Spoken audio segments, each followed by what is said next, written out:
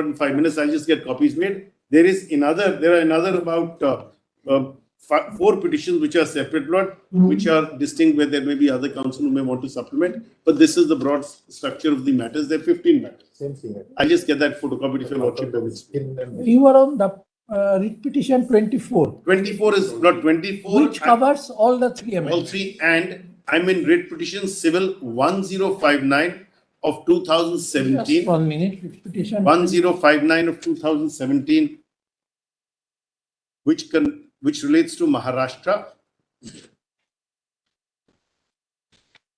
No, but if 24 covers Maharashtra also, Well, yes. then Yes. what is the... Well, I'm just pointing out which are the matters I'm appearing.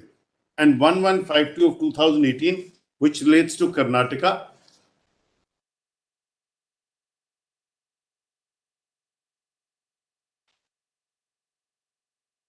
I will be treating them all together, not under one umbrella, because really there are, since the first matter covers all legislation, so I will treat them as one. And that's the reason, Lord, we will just do this. We'll go straight away to that. Lord, if I may.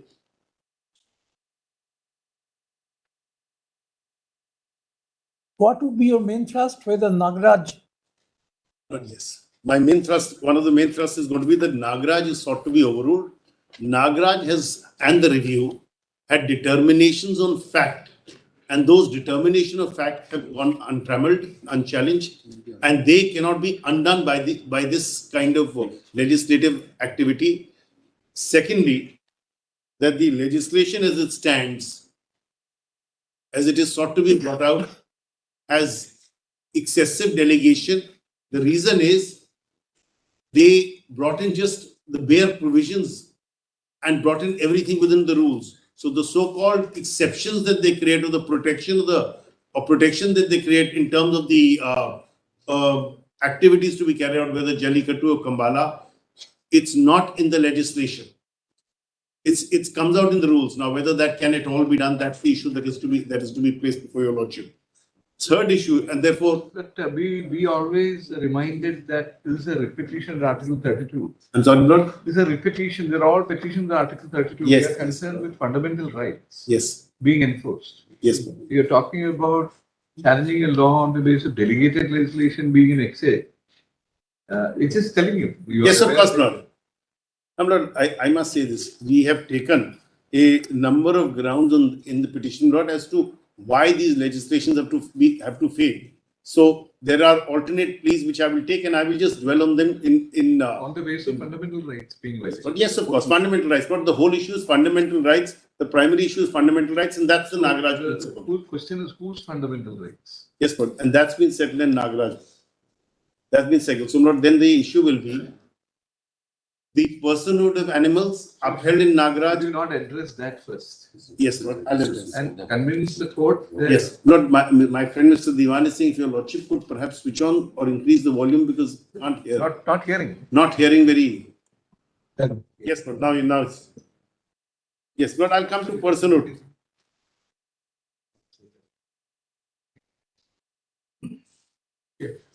Now, Lord, on personhood, there are two things which I must point out. And if I will just come straight away to personhood, Lord, your Lordship.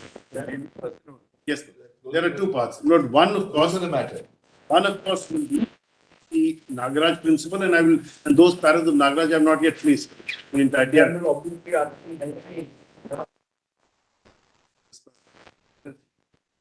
Not a citizen. Yes, Lord. Yes, of course, Lord. No, I'm not on 19. There are certain rights available to Yes, of course, non-citizens, like Article 14 and 21. Yes, of course, Lord. Yes, Lord. So 14 and 21 perhaps, because it speaks about arbitrariness without being for the citizen. That is that's the submission, Lord. So it's 14 and 21 we take. Yes, Lord. 14 and 21. Okay. And Lord, I'm going to now place two things before your Lordship. Please consider two things, Lord. The first point that we seek to make is when the Constitution on juristic personhood, and I'll begin with that. When the Constitution recognizes that cruelty to animals is to be an activity which ought not to be perpetrated, and that is the reason for entry 17 list 3, the Constitution recognizes the rights of animals. We have rights of animals under And 48, 48A, 51, there are duties. And today, I don't need to really trouble your lordships to say that all of these will have to be read with part 3. They can't be read dehored part 3. So when you talk about, the environment, it immediately sort of call your attention to, for example, a tree. yes, Now, a tree, if you go to the extent of saying that no person shall be deprived of life and liberty, so the tree also will be a person. Because you're talking about animals, even plants have life, as your trees have life, as you know. In fact, there are studies which show that supposing an elephant is grazing and it starts feeding on a particular tree, message goes. There's a mechanism by which the message goes to trees which are Yes, of located course. far away, and they start emitting a sort of poison.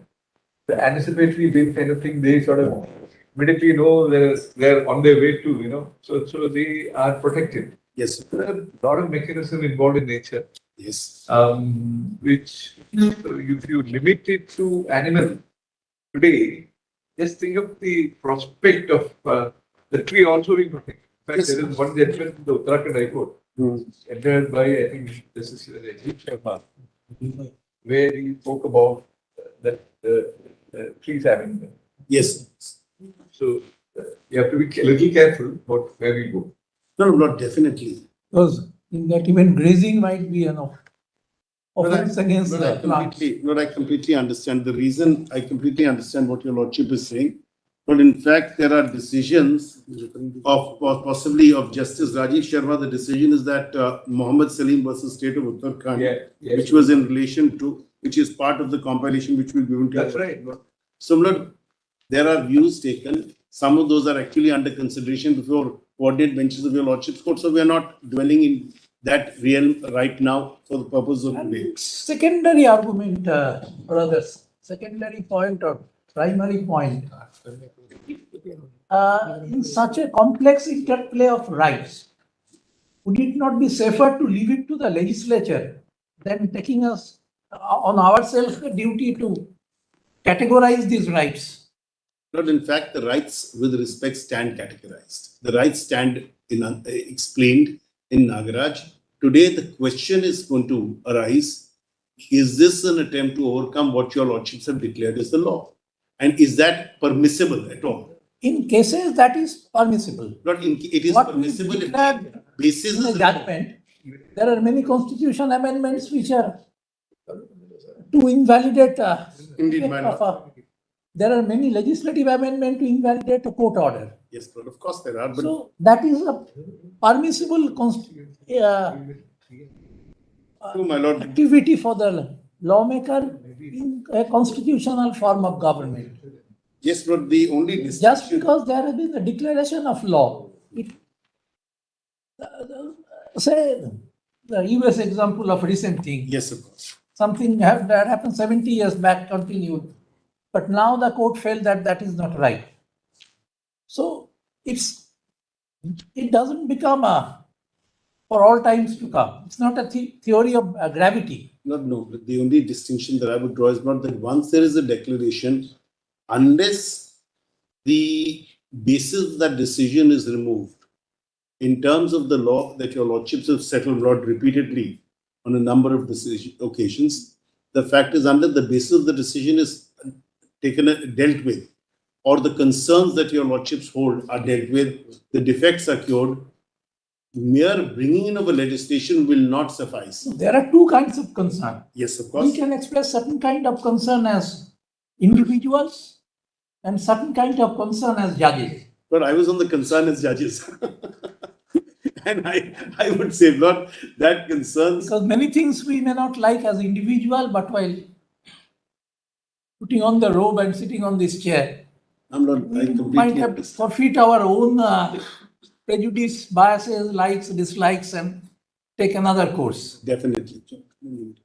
I'm not, I was talking about not the individual philosophy of a person, whichever chair he or she may adorn, but about the declaration of law, declaration of the interpretation of constitutional principles and the declaration of law.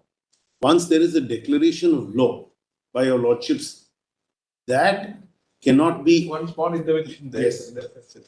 See, Nagaraja was dealing with a different statute. Yes, of course. It was an attempt by the state to That- legislate, which finally it was found it was unsuccessful because it is a case of repugnancy under Article 254, number 1. Yes. Now, regarding the repugnancy, you are right, they cannot be opened. Therefore, they have resorted to amending the Act itself. Now, therefore, 11, there is no violation of Section 11 as such, because nothing will subject to your challenge to 11 3F in the Tamil Nadu case.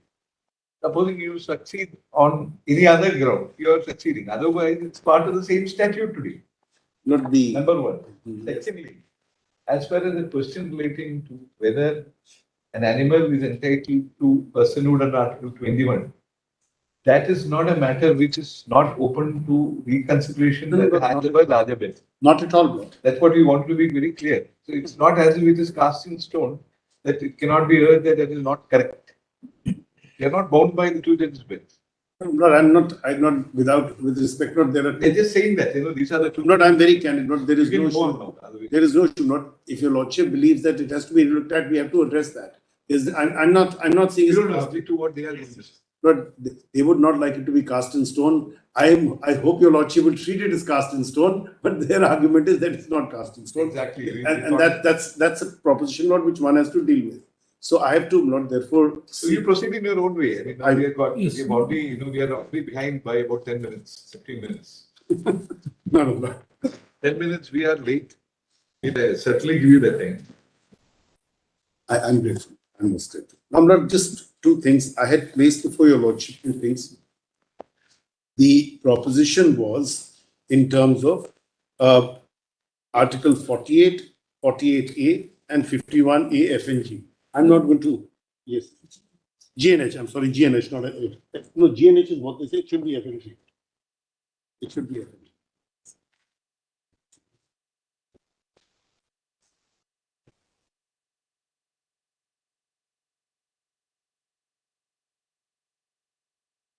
GNH, I stand correct for GNH. My mistake. Now, not the point that we will begin with is, and our submission is that the right under 14 and 21 has to be informed by 48, 48 capital A, 51A, G and H. In this context, when we look at Section 3 of the Act,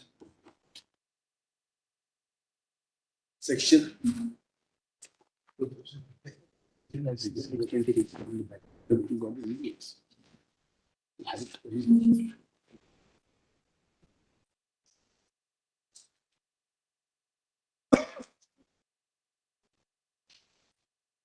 Now, in this context, if your lordship sees Section 3 of the Act, and let's have a look at that. What does Section 3 say? Section 3 says, it shall be the duty of every person having the care to take all possible measures to ensure that the well-being of such animal and the concept of. Then 11. Different categories of what is cruelty, E to E, F, and M is very important. I read it on the last occasion, I'm going to reiterate that.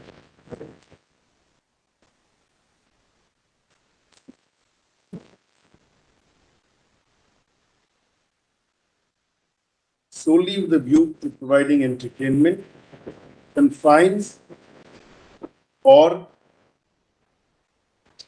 in fact, it confines or causes to be confined any animal, including tying of an animal as a bait in a tiger or other species, so as to make it an object of prey, excites any animal to fight, bait, 11, M and N. Yeah. M, N, N, lot. Correct. N is organizing, uses, or keeps or acts in the management of any place for animal fighting, or baiting any animal, or permits or offers any place to be so used. or receives money for admission of any other person to be any place kept or used for any purpose, or promotes part in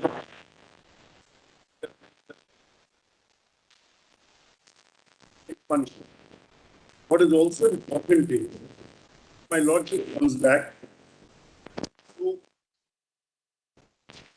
ill, mutilates any animals or kills any animal, including stray dogs, by using the method of strychnine injection in the heart or any other unnecessary cruel manner.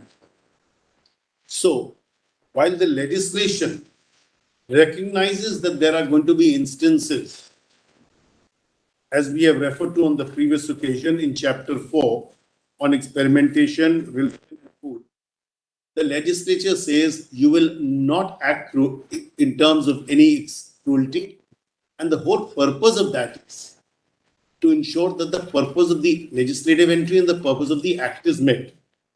Now, when we look at these legislations, one of the things your lordship is going to look at is the legislation is to enhance or protect the interrelationship of men, animals, and nature. And that is what the purpose of this legislation, that is the purpose behind the constitutional provisions. In this context, as I said on the last occasion, we had the Wildlife Protection Act itself also, which came in.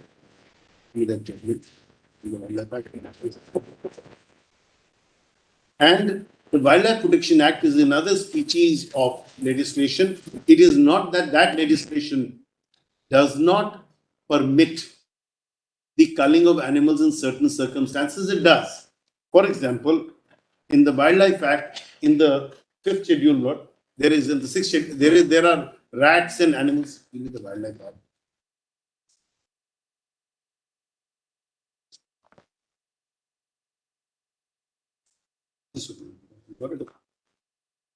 I'm not, if your lordship just sees for a moment, in the Wildlife Protection Act, there is the schedule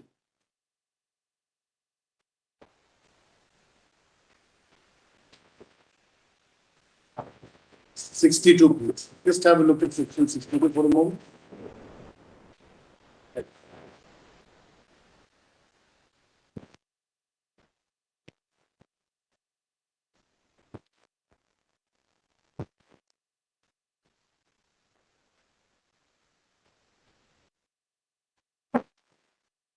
At 62, declaration of certain wild animals to be vermin. The central government may by notification declare any wild animal other than those specified in Schedule 1 and Part 2 of Schedule 2 to be vermin for any area and for such period as may be specified therein, and for so long as such notification is in force, such wild animals shall be deemed to have been included in Schedule 5. Schedule 5, there is which talks about, and please note, Schedule 5 will possibly at page 86 of the Working Act. So, common clause, page 86.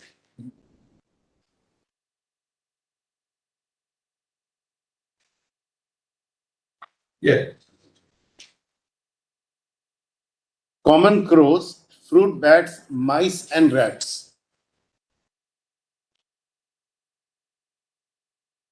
These are permitted, provided there is a declaration, and it has to be area specific and place specific.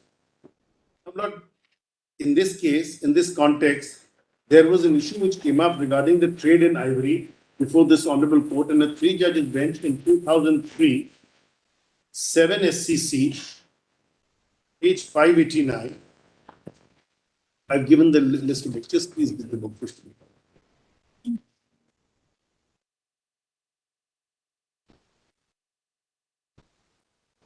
2003 7 is 2003 7 is right.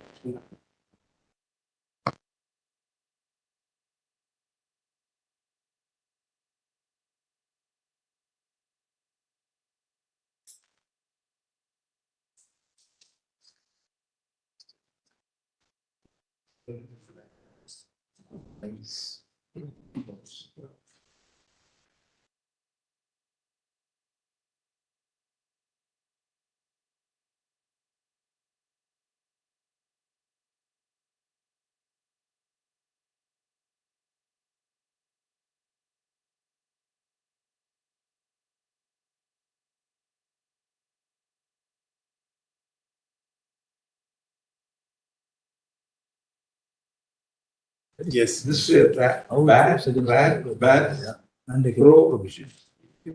they will not be animals under the Not they're animals. protection and prevention authority and will Not not have rights under Article No. 21. No, Lord, they're animals. They're animals. May I just say this? They're animals. They have The rights. later act, we are saying Lord. Yes. 85 Act is a later act. Yes. So animal is not defined as excluding vermin. No, Lord. Let me just clarify. Where it will go. No, Lord. I'll just come to that. Lord, I'm sorry. The Prevention of Cruelty to Animals Act is the 1960 Act. Oh, sorry. 1960 Act. This is subsequent act. Lord, I'll just tell. The Wildlife Protection Act came in because earlier we used to have different legislations in different states. It was a state subject, then it came together. We had a comprehensive legislation. In that comprehensive legislation, we had a national legislation which has undergone a number of changes. Initially, wildlife trade was regularized, controlled. Thereafter, there has been a prohibition. There's an 85 amendment, there's a 91 amendment, there's a 2002 amendment. There are various amendments. The purpose is what? That even because I'm going back to that wonderful example your lordship took of a mosquito, so to speak. So not the point is that there are instances where there is going to be what we may call not a man-animal conflict, to use the word which is used in the context of environment, but where there are rights. For example, not the dengue, the mosquito that spreads dengue, we use pesticides against it. If we were to take the example of not certain religious sects, they actually, when they move about, they cover their mouth so that no insect should go into their mouth also. Absolutely. Because there is a level of sensitivity to natural beings. But that is part of religion, that's part of a practice which is followed by certain community.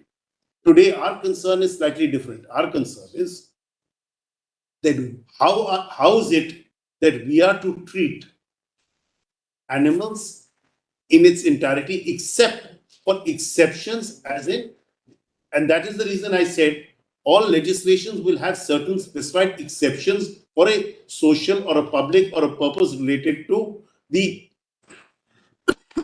the rights to, when we balance the rights of humans and certain animals, that balance is there. But the point today is when the legislation itself, contradicts the principle in the Constitution, both in Part 4 and therefore read with Part 3, as also with the fundamental duties. And this legislation acts contrary to the very purpose of the legislative entry and the purpose for which the original legislation was made out. How can we consider it to be a valid piece of legislation? And therefore, it is in that context that I'm saying, please consider what the basis entire of the Constitution and these legislations is compassion for animals, which is what is stated in the Constitution. And in this context, if I may just draw this court's attention to that 2003 judgment, para 51 for a moment. One more small interjection. Yes, of course, Lord. Clear the air so that we have it in mind. The 1960 Act, as you said, Yes, gave rights to all animals under Section 11. yes. You say that the animals had the right under Article 21. I'm sorry, Lord? Animals, as defined in the Act, Yes. have rights under Article 21. Yes. If that is so, the Section 62 of the later Act, 1972, permitting animals to be condemned as vermin, which including Mickey Mouse, the rats, and the mouse and whatever Wild crow. mice, the crow which is black in color. So partly the reason why we don't know why it is being discriminated against. Will it not be those laws be violative of Article 21? Lord, I'll tell your lordship straight away, Lord. Those laws, as I said, not the exception is made for vermin. That does not change the rule that flows through the Wildlife Act. To put it in another example, my Lord talked about not something which I have a little understanding of because I have lesser understanding of other laws. But my Lord talked about anticipatory bail in 21. Now you take away somebody's life, you do it, though Article 21 says life is sacrosanct. We take away people's liberty. That right has been maintained under 1960 Act, right of human being, for the Yes. purpose of religious or even for normal food habit. So that capital punishment for eating is permissible. If you treat them as a person. Yes, please. Now, I understand, Lord, as I was saying, Lord, just to add, even under the Wildlife Act, Lord, and I must point out, it is not that hunting is prohibited in its entirety. Under Chapter 3, it is permitted in exceptional circumstances, and those are, in a sense, similar to the exemptions made under the Prevention of Cruelty to Animals Act. Mr. Luthra, why we are bringing Yes, these of course. subjects up Yes, again of and course. again? See, this is not really a constitutionally protected domain. Legislature has interplayed with what is permissible, what is not permissible all through. In fact, when Constitution came, we don't think any of these animal protection law, except some in the maybe municipal laws, the scavenger birds, No, Lord. they were protected. In fact, Lord, I must point out, No, listen, there was a legislation since it is Maybe- shortcomings, therefore your lordship. maybe we are- therefore the parliament got we are not wrong, we haven't. 1890 Act. Yes. So if the legislature has all along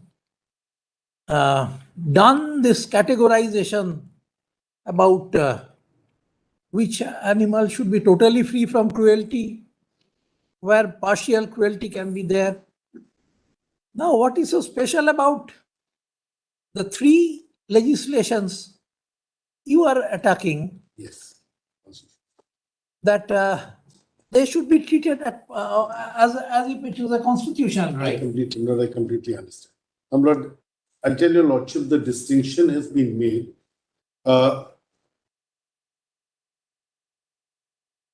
While the legislature, We are also saying this because all these legislations also takes protection of prevention of exceptional use of force or pain.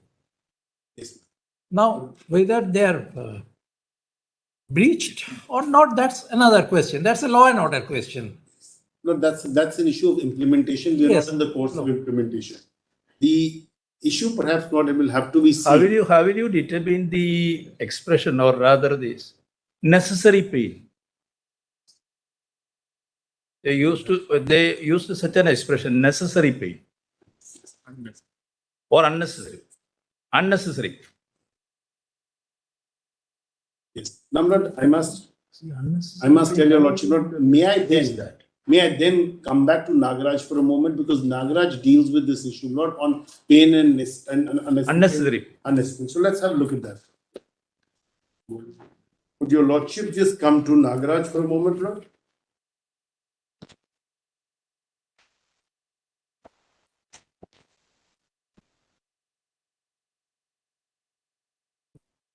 Plans as well. Lord, please come to Taken plans as well.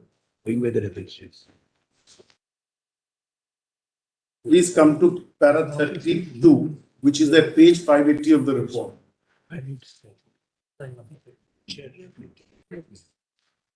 We need to tune it a bit.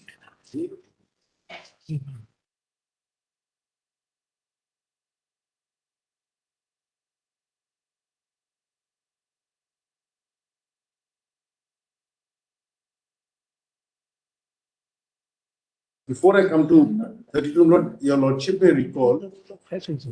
No, just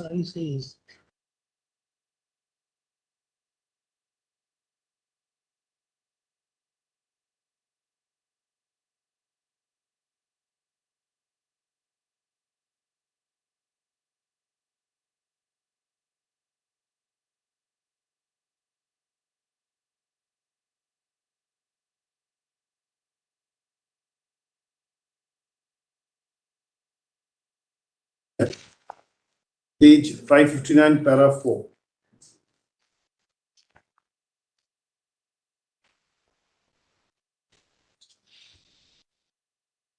ABWI has taken the stand that by no stretch of imagination can it be gainsaid that Jallikattu, a bullock cart race conducted as such, has any historical, cultural, or religious significance either in the state of Tamil Nadu or in the state of Maharashtra, and even assuming so, the welfare legislation like PCA Act would supersede the same, being a parliamentary legislation. AWBI it should be, has also taken up the specific stand that bulls involved in Jallikattu, bullock cart race, etc. are not performing animals within the meaning of 21 and 22 of the PC Act, and that the MOEF in any view was justified in issuing the notification dated 11 July 2011, banning the exhibition of bulls or training them as performing animals on accepting the stand taken before this court. Then what para 5 is repugnancy, and 6 is the arguments by the other side saying that there's custom and there's a policy behind it. Now,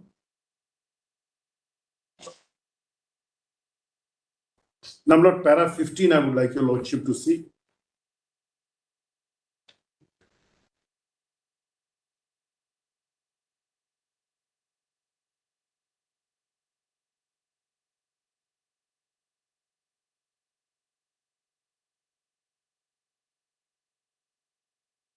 Organizers, bull tamers, bull racers, spectators, participants, or the respective states or the central government.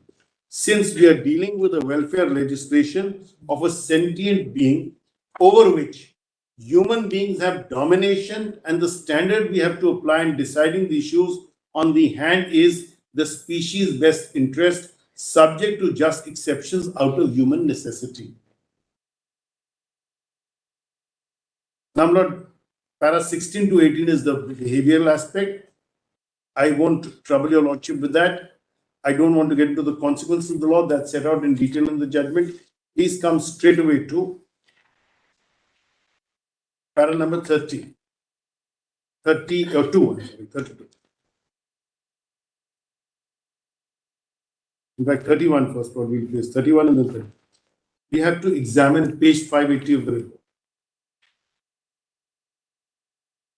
That was the examination. We have to examine in the light of the above facts whether the events that are being conducted in the states of Tamil Nadu and Maharashtra are in violation of 311(1)(a), M, 21 and 22 of the PC Act, read with Articles 51(a) and G and H of the Constitution and the notification dated 11 July 2011.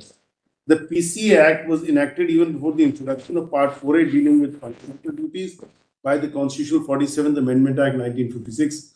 Earlier, the then British in India enacted the Prevention of Cruelty to Animals Act 1890 for the human beings to reap maximum gains by exploiting them with coercive methods, with an idea that the very existence of the animals is for the benefit of the human beings. During the course of administering the above mentioned act, many deficiencies were noticed by the Government of India, and a committee was constituted to investigate and suggest measures for prevention of cruelty to animals. Following that, a bill was introduced in Parliament, and ultimately PC Act 1960 was enacted so as to prevent the infliction of unnecessary pain or suffering on animals and to amend the law relating to prevention of cruelty to animals. So, Lord, I'm going to pause here and say your lordships are testing whether the pain that is to be caused is necessary or not, because the state says it's necessary and they will have to justify by what means of justification can they say that this is necessary. Is it not a case of trivializing and acting contrary to what the original legislation did? Now, let's read a little further. The PCA Act is a welfare legislation which has to be construed, bearing in mind the purpose and object of the Act and the directive principles of state policy. It is strike law that in the matters of welfare legislation, the provisions of law should be liberally construed in favor of the weak and infirm.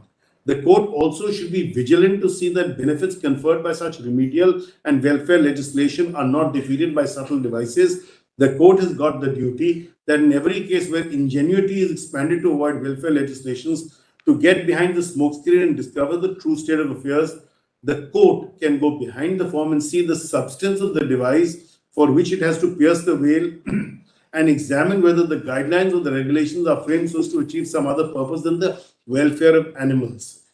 Regulations or guidelines, whether statutory or otherwise, if they purport to dilute or defeat the welfare legislation and the constitutional principles, the court should not hesitate to strike them down so as to achieve the ultimate object and purpose of the welfare legislation. The court also has a duty under the doctrine of parens patriae to take care of the rights of animals since they are unable to take care of themselves as against human beings. The PCA Act, as already indicated, was enacted to prevent the infliction of unnecessary pain, suffering, or cruelty on animals. 3 of the Act deals with duties of person having charge of animals, which is mandatory in nature and hence confer corresponding rights on animals. Rights so conferred on animals are thus the antithesis of a duty, and if those rights are violated, law will enforce those rights with legal sanction. Then Section 3 is extracted. I'm not pleased to overleave. Both the above limbs have to be cumulatively satisfied. Primary duty of the person in charge or care of the animal is to ensure the well-being of the animal. Well-being means state of being comfortable, healthy, or happy. Forcing the bull, keeping the same in the waiting area for a number of hours, subjecting it to scorching sun is not for the well-being. Forcing and pulling bull by nose ropes into the narrow closed enclosure of Wadi Vasal, subjecting it to all forms of torture, fear, pain, and suffering by forcing it to go to the arena and also overpowering it at the arena by the bull tamers are not for the well-being of the animal. The manner in which the bull tamers are treating the bulls in the arena is evident from the reports filed by the AWBI. Forcing the bull into the Wadi Vasal and then into the arena by no stretch of imagination can be said to be for the well-being of such animals. Organizers of Jallikattu are depriving the rights guaranteed to the bulls under Section 3 of the PCA Act. Sadism and perversity is writ large in the actions of the organizers of Jallikattu, and the event is meant not for the well-being of the animal, but for the pleasure and enjoyment of human beings, particularly the organizers and spectators. Organizers of Jallikattu feel that their bulls have only instrumental value to them, forgetting their intrinsic worth. First limb of Section 3, as already indicated, gives a corresponding right to the animal to ensure its well-being. AWBI, a body established to look after the welfare of the animals, has to see that the person in charge of the animals looks after their well-being. We have no hesitation to say that Jallikattu, bullock cart race as such, is not for the well-being of the animal, and by undertaking such events, organizers are clearly violating the first limb of 3 of the Act. This is a very crucial point. This is a finding of fact on the nature of the activity. This is not the repugnancy issue. This has got untrammeled blood, and that is the point that we were seeking to make. 36 blood. We will now examine whether the second limb of Section 3, which casts a duty on the person in charge or care of an animal to prevent the infliction upon an animal unnecessary pain or suffering, discharges that duty. Considerations which are relevant to determine whether the suffering is unnecessary, including whether suffering could have reasonably been avoided or reduced, whether the conduct which caused suffering was in compliance with any relevant enactment. Another aspect to be examined is whether the conduct causing the suffering was for a legitimate purpose, which is such as the purpose for benefiting the animals or the purpose of protecting a person, property, or other animal, etc. Duty is to prevent the infliction of unnecessary pain or suffering, meaning thereby no right is conferred to inflict necessary unnecessary pain or suffering to the animals. By organizing Jallikattu and bullock cart race, the organizers are not preventing the infliction of unnecessary pain or suffering, but they are inflicting pain and suffering on the bulls, which they are legally obliged to prevent. Section 3 is a preventive provision, casting no right on the organizers, but only duties and obligations. Section 3, as already indicated, confers corresponding rights on the animals as against the person in charge of care as well as AWBI to ensure their well-being and be not inflicted with any unnecessary pain or suffering. Jallikattu or bullock cart race from the point of the animals is not an event ensuring their well-being or an event meant to prevent the infliction of unnecessary pain or suffering. On the contrary, it is an event against their well-being and causes unnecessary pain and suffering on them. Hence, the 2 limbs of 3 of the PC Act have been violated while conducting Jallikattu and bullock cart race. Please come to just para 14, Lord.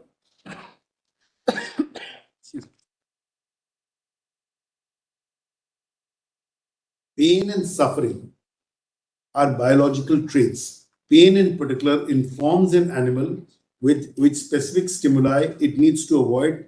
And an animal in pain has pain receptors and a memory that allows it to remember what caused the pain. Lord, please come to 41, Doctrine of Necessity. 11.3 carves out exceptions in 5 categories of cases mentioned in 11.3a to e, which are as follows. Lord, nothing in this section should apply to the dehorning of cattle or not castration. I've read these to your lordship earlier, so I don't need to repeat that. Exceptions are incorporated. Next page. Exceptions are incorporated based on the doctrine of necessity. Clause B to section 11.3 deals with the destruction of stray dogs out of necessity. Otherwise, it would be harmful to human beings. Clause D of section 11.3 deals with matters within chapter 4 incorporated out of necessity, which deals with experimentation on animals, which is for the purpose of advancement by new discovery of physiological knowledge or of knowledge which would be useful for saving or prolonging life or alleviating suffering or for combating any disease, whether of human beings, animals, or plants, which is not prohibited and is lawful. Clause E to 11.3 permits killing of animals as food for mankind, of course, without inflicting unnecessary pain or suffering, which clause is also incorporated out of necessity. Experimenting on animals and eating their flesh are stated to be two more major forms of speciesism in our society. Over and above, the legislature, by virtue of 28, has favored killing animals in a manner required by the religion of any community. Entertainment, exhibition, or amusement do not fall under these exempted categories and cannot be claimed as a matter of right under the doctrine of necessity. Section 311 is already indicated, therefore confers no right on the organizers of Jallikattu or bullock cart race, but only duties, responsibilities, and obligations, but confer corresponding rights on animals. 311(1)(a) and A and O and other related provisions have to be understood and read along with 51 AG of the Constitution, which casts fundamental duties on every citizen to have compassion for living creatures. Parliament, by incorporating 51 AG, has again reiterated and re-emphasized the fundamental duties on human beings towards every living creature, which evidently takes in bulls as well. All living creatures have inherent dignity and a right to live peacefully and right to protect their well-being, which encompasses protection from beating, kicking, overdriving, overloading, torture, pain, suffering. Human life, we often say, is not like animal existence, a view having anthropocentric bias, forgetting the fact that animals have also got intrinsic worth and value. 3 of the PC Act has acknowledged those rights, and the said section, along with section 11A, 11 casts a duty on persons having charge or care of animals to take reasonable measures to ensure well-being of the animals and to prevent infliction of unnecessary pain and suffering. Para 43. All animals are not anatomically designed to be performing animals. Bulls are basically draught and pack animals. They are livestock used for farming and agricultural purposes like plowing, transportation, etc. Bulls, it may be noted, have been recognized as draught and pack animals in the Prevention of Cruelty to Draught and Pack Animals Rules 1965. Draught animals means an animal used for pulling heavy loads. The rules define large bullock to mean a bullock, the weight of which exceeds 350 kg. Bullocks have a large abdomen and thorax, and the entire body has a resemblance to a barrel shape which limits the ability to run. Bulls also have limitations in flexing joints, and rigid, heavily built body and limited flexion of joints do not favor running faster. Due to the body constitution, the Prevention of Cruelty to Animals, Transport of Animals on Foot Rules 2001, especially Rule 11 says that no person shall use a whip or a stick in order to force the animal to walk or to hasten the pace of their walk. Bulls, it may be noted, are cloven-footed, two-digit animals, and two-digit in each leg can comfortably bear weight only when they are walking, not running. Horse, on the other hand, is a solid-hoofed, plant-eating quadruped with a flowing mane and tail, domesticated for riding and as a draught animal. Horsepower, as we call it, is an imperial unit of power equals to 550 foot-pounds per second. Horse's anatomy enables it to make use of speed and can be usefully used for horse racing, unlike bulls. Bulls, therefore, in our view, cannot be performing animals anatomically not designed for that, but are forced to perform inflicting pain and suffering in total violation of 3 and 11(1) of the PC Act. Chapter 5 of the PC Act deals with performing animals. Section 22 places restriction on exhibition and training of the animals, which reads as under. I'm not the point I seek to make is, these are scientific findings which have they have not been untouched, and the amendments do not take into consideration these scientific findings. The amendments simply carve out an exception to 3 and 11 to say that we will allow the relevant sports, and there is no concern or consideration to deal with these aspects.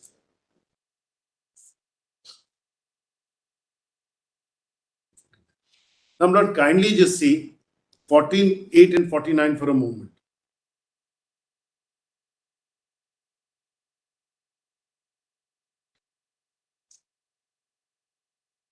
Lord, we'll just place 47 as well, Lord.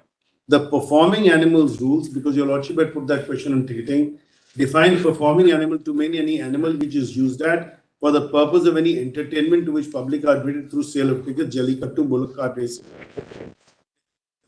Without sale of tickets, and hence 22 of the Act would not apply. So also the notification dated 11 July 2011, we find no substance or logic in that submission. It may be noted that when a bull is specifically prohibited to be exhibited or trained for performance, the question whether such performance, exhibition, or entertainment is conducted with sale of tickets or not is irrelevant from the point of application of 3 and 11(1) of the PC Act. Then, Lord, 48, just read the portion below the provision quoted. 11(1)(m)(2) therefore says that if any person solely with the view to providing entertainment incites any animal to fight, shall be punishable under the proviso of 11(1). In Jallikattu, a bull is expected to fight with various bull tamers, for which it is incited solely to provide entertainment for the spectators by sale of tickets or otherwise. Inciting the bull to fight with another animal or human being matters little so far as the bull is concerned. It is a fight, hence cruelty. Jallikattu, bullock cart race, therefore violate not only 3(11)(1)(a)(m) and section 22, but also the notification dated 11 July 2011 issued by the central government under 22(2) of the PC Act. I may just add not that notification is still in force. We may, 49, we may in this connection also refer to the performing animal registration rules. Rule 8 deals with the general conditions of registration. Rule 8(1)(5) states that the owner shall ensure that any animal is not inflicted unnecessary pain or suffering before or during or after its training or exhibition. 8(1)(7) specifically cautions that owner shall train the animal as a performing animal to perform an act in accordance with the animal's natural instinct. A bull is trained not in accordance with its natural instinct for the Jallikattu or bullock cart race. Bulls in those events are observed to carry out a flight response, running away from the crowd as well as from the bull tamers. Since they are in fear and distress, this natural instinct is being exploited.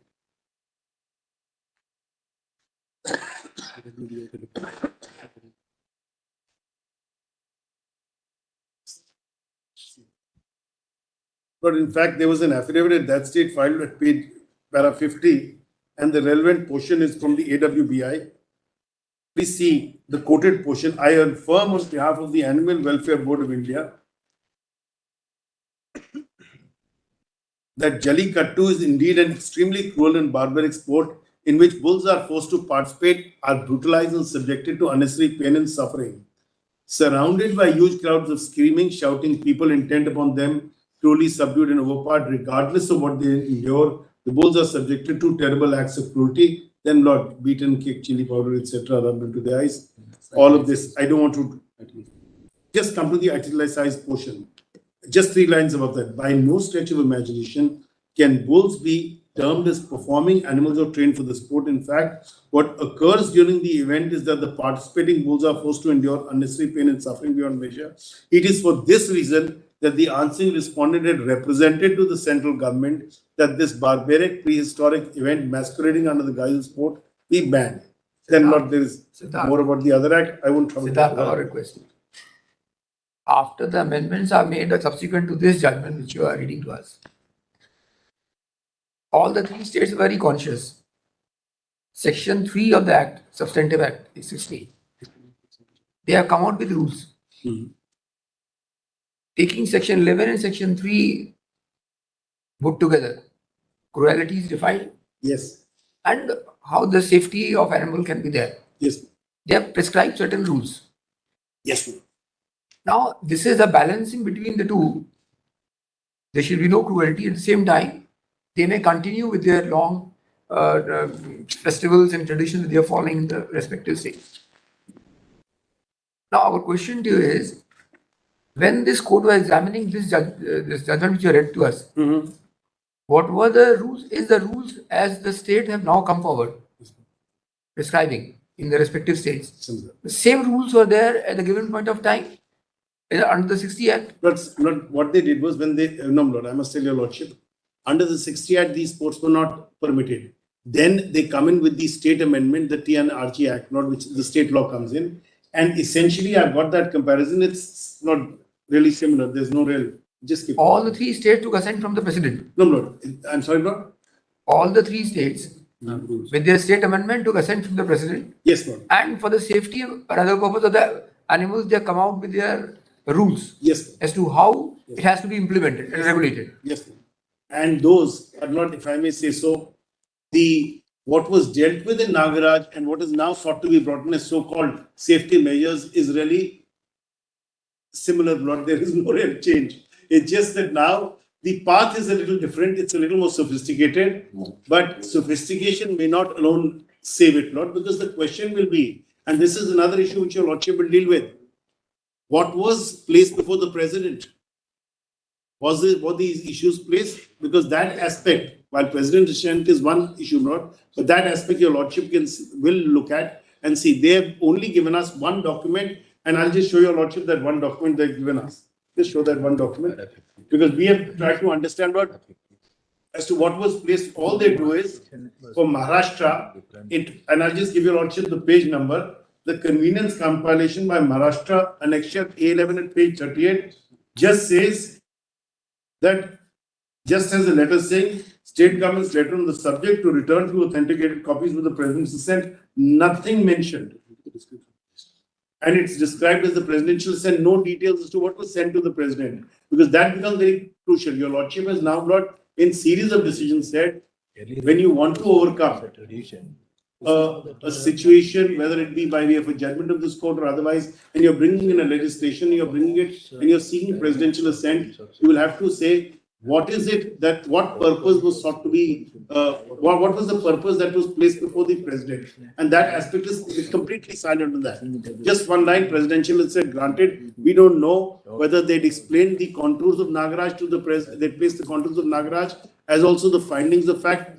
And even since your Lordship raised the issue of cultural rights, I was just going to take you straight to para 53 of Nagaraj, which deals with the issue of culture. So not even for culture, there will be 2 parts. One, Nagaraj deals with it. Secondly, on culture, there is no finding, there is no material placed by them at any point of time to justify then or now, to justify that this is part of culture. Because eventually, not if you take an argument, this is a cultural right. That can't be open for us. But your Lordship has seen it. But is it not your Lordship? Not I'll place the law. Legislative competence. Not your Lordship. No, your Lordship will consider whether something is part of culture. Not, for example, and I must say this not. But I'll give your Lordship the example straight away. Not for example, and I'll give the example. Not Sati, for example, was supposed to be part of culture. Legislation came in. There have been other issues which are stated to be part of culture, but they have to prove a cultural practice. They have to establish that cultural practice, and that's the law. Not the Dowry Prohibition Act came in. Not at one point, dowry was supposed to be part of culture. The legislation came in. Child marriage was done away with. Widow remarriage was done away with. The law. These were all through legislative process. But they were through legislative processes. But the point This is not the my lord, on judicial process. my lord, I appreciate. Not today. All I'm pointing out to your Lordship is, while you're looking at it in a judicial process. Indictment tomorrow legislature says that this is prohibited here. Nothing to. Not it's like this. It's not. I completely understand. It's like this. Not does it lie with a citizen or section of citizens to claim that something is their right, and if the legislature says that something is accepted as a cultural practice. Our case is there has to be the existence of a cultural practice to accept it. A mere activity does not gain the status of a fundamental right or part of Article 29 rights merely because it is an assertion. That will have to be tested by your lordship, because today we are saying there is no basis to say it's a cultural right. And You are inviting us to test the legislative wisdom.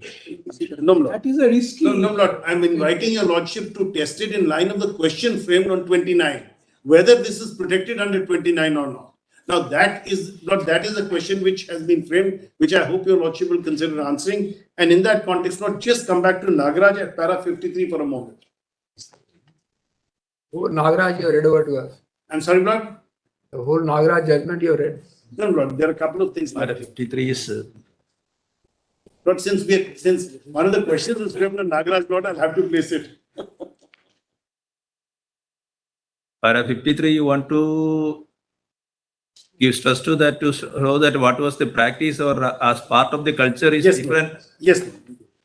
No, Lord, That is totally different. Yes, Lord. So, Lord, there are two parts to it. 53 says that, 53, 54, and then 55, Lord, and 56. And I'll just read these four paras.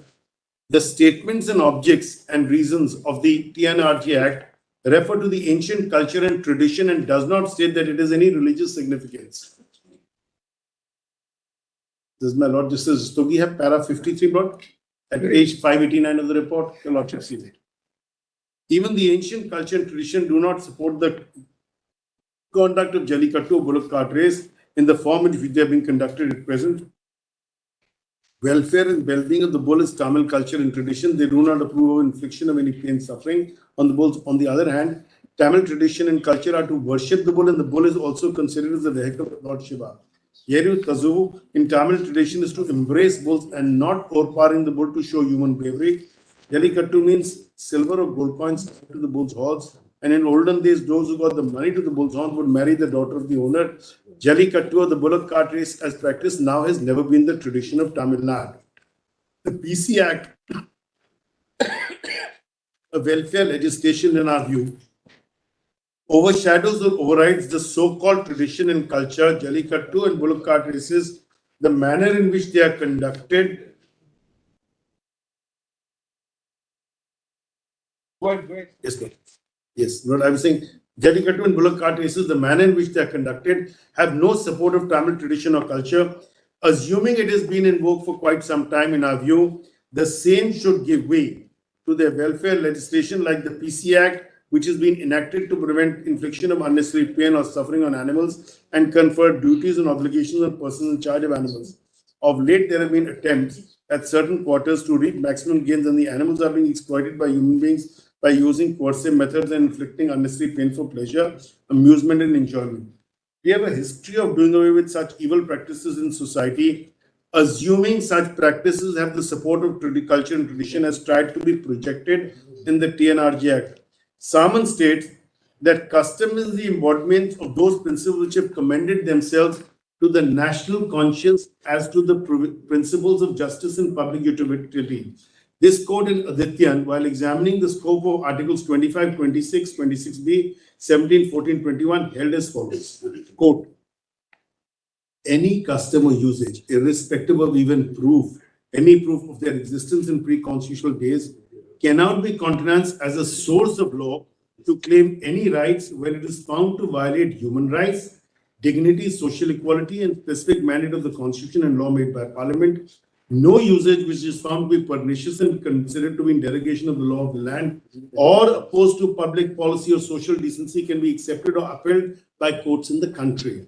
So that was a case, if I may remind your lordships, where the issue was whether a non-Brahmin individual could be a priest in a temple.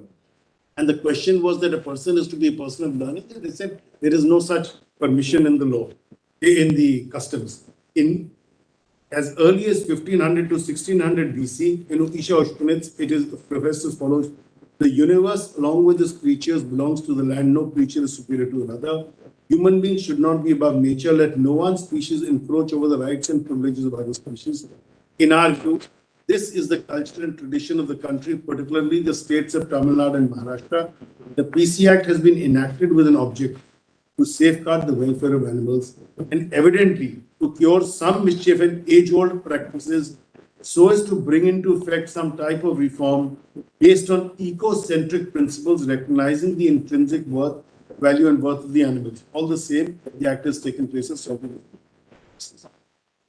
About straight away to 73. 71. 71 at page 595.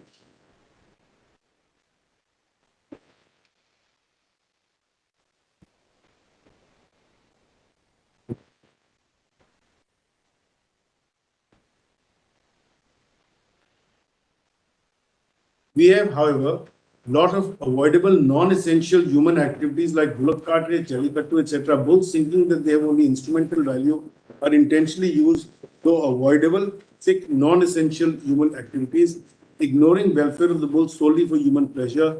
Such avoidable human activities violates rights guaranteed to them under 3 and 11 of the PC Act. AWBI expert body has taken up the stand that events like Jallikattu, bullock cart race inherently involve pain and suffering, which involve both physical and mental combination distress. And Lord, there's a quotation from a judgment from a book which says, single worst thing you can do to his animal emotionally is to make it afraid. Fear is so bad for animals, I think it is worse than pain. I always get surprised looks when I say this. If you give most people a choice between pain and fear, they'd probably pick fear. Both anxiety and fear, therefore, play an important role in animal suffering, which is a part and parcel of events like Jallikattu, bullock cart race. Now, not the right to life argument, 72. Every species has a right to life and security subject to the law of the land, which includes depriving its life out of human necessity. Article 21 of the Constitution, while safeguarding the rights of men, life has been good. And any disturbance from the basic environment, which includes all forms of life, including animal life, which are necessary for human life, fall within the meaning of 21 of the Constitution. So far as animals are concerned in our view, life means something more than mere survival or existence or instrumental value for human beings, but to lead a life with intrinsic worth, honor, and dignity. Animals' well-being and welfare have been statutorily recognized under 3 and 11 and the rights framed under the Act. Right to live in a healthy and clean atmosphere and right to get protection from human beings against inflicting unnecessary pain or suffering is a right guaranteed to the animals under 311 of the Act, read with 51 AG.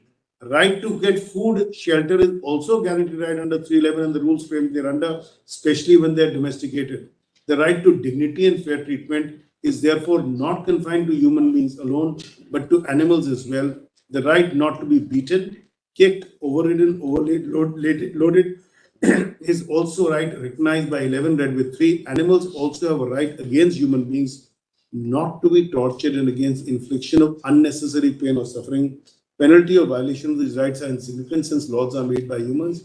Punishment is not commensurate with the gravity, hence being violated with impunity, hence the necessity of taking disciplinary action, etc.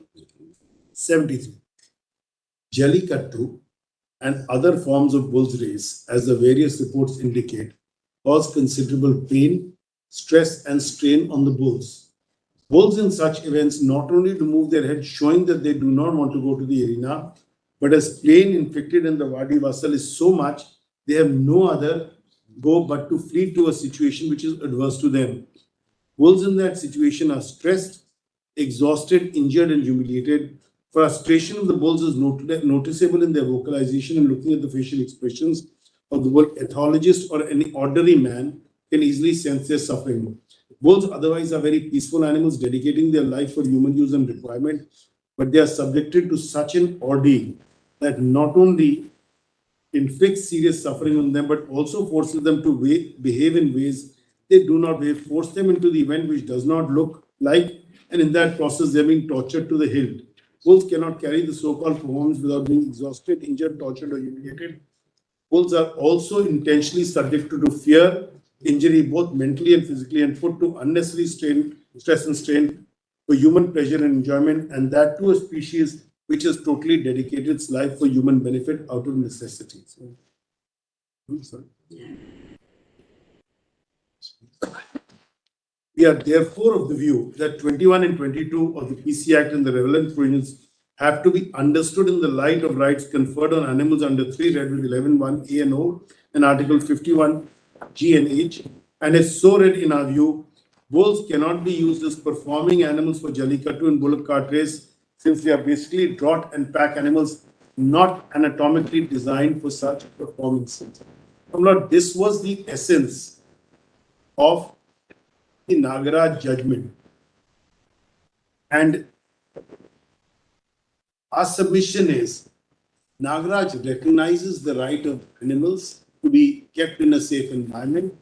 It says it's definitely a right by legislation, but it then relates the legislation to constitutional provisions. And my respectful submission, I don't need to, it's like taking coal to Newcastle, but just two illustrative decisions, Lord, on directive principles to be read into fundamental rights. I just place those two decisions. One is Minerva Mills and a few paras, Lord, of state that Gujarat, Mirzapur, Motik, Qureshi, Kasab case. I'll just come to Lord, 2005 8 SCC 534, because that will cover the Minerva Mill principles. It's See, as a principle, directive principle and fundamental rights are interrelated, or directive principles may be on a higher plane sometimes. That we have no problem in yes, Lord. accepting. Yes, Lord. But So, Lord, the context. 51AG is also clear. Yes, Lord. Article 21, is there any other precedent? Lord, Was there any debate in the Constituent Assembly that this shall extend to the animals or anything like that? Or is it coming here for the first time? But if I may say so, Lord, we had in the constitutional release the provisions regarding the protection of cow production. That to that extent there was a debate. To that extent there was a debate in relation to. No, cow protection, they need to wait into directive That was there. principle. That was there.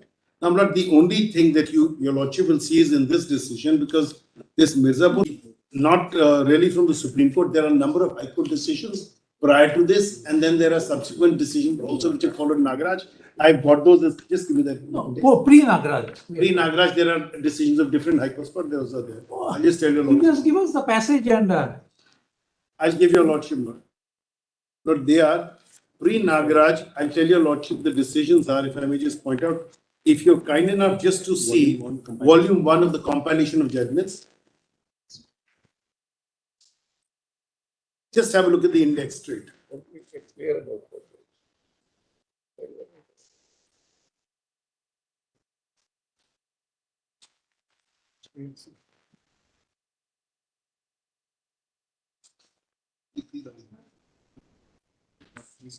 because if Article 21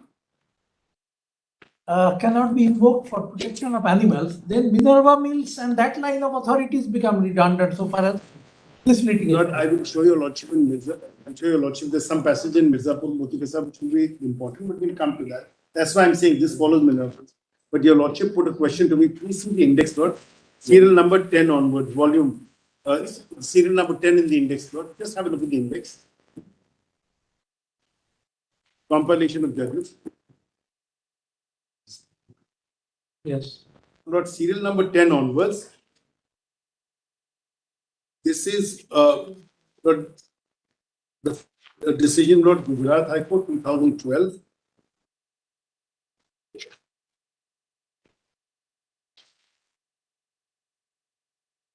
Lord. There's a heading analysis. It deals with the analysis.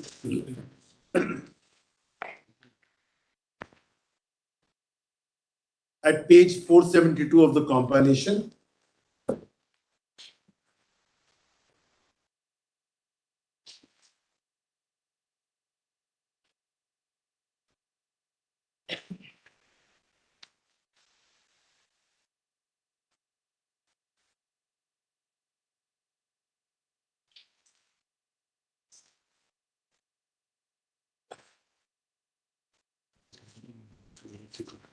Then, Lord, then you'll have serial number 11, para 805 and 8.05, 8.06. Gujarat High Court again. No, this Yes. Analysis, where is the 21 point? Lord, Article Lord, there's 21. no specific reference to 21, Lord, but there were judgments which recognize rights of animals. The rights of the animals, statutory right.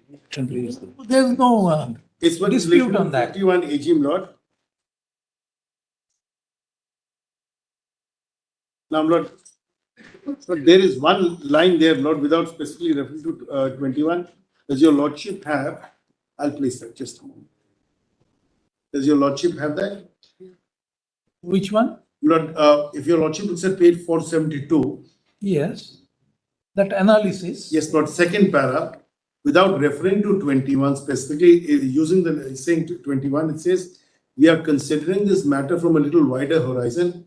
Cattle, like human beings, possess life in them. Even an animal has the right to say that its liberty cannot be deprived except in accordance with law. Then we have noted that there are many enactments which recognize rights of animals. Then 51A comes just above the Supreme Court decision.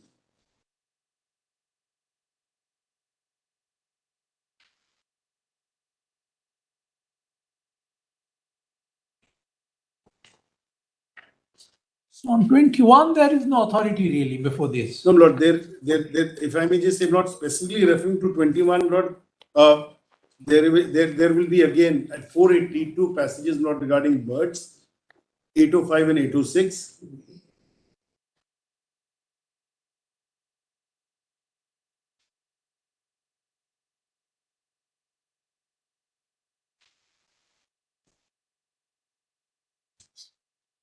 They are like human being, all the migratory birds will require visa and passport. And then, my Lord, there will be the judgment. There's not 805, 806, and my Leonard, please point out 811. No, 811 is only the definition. Yes, Lord. 811, Lord, about the sixth line from the top. As stated above, every bird animal has the right to move freely. It cannot be disputed that so far birds are concerned, they have a right to move freely in the open air. Then, Lord, there is a judgment.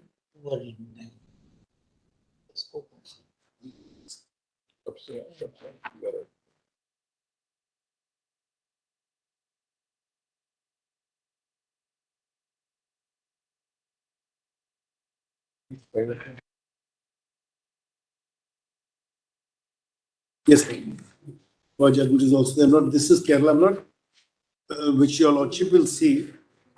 And para 13.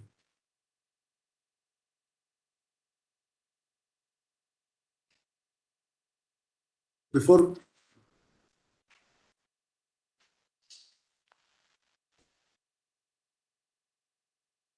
para 13, Para 30. 13, Lord, 13. The Goa judgment. No, Lord, this is, Lord, I'm not your Lordship will be looking at. Goa, Lord, that's Goa judgment is para 7. That's Goa judgment is para 7.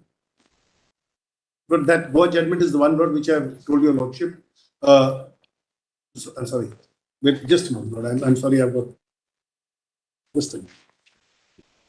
Yes, but Goa judgment is, I'm sorry, 505, my mistake. Para 11 and 13.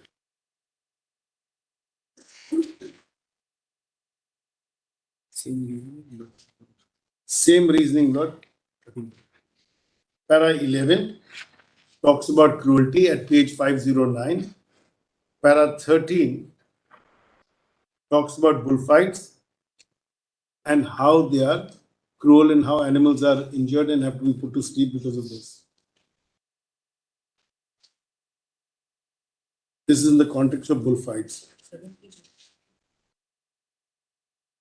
And please see 21, Lord, para 21 of this judgment, the Goa judgment.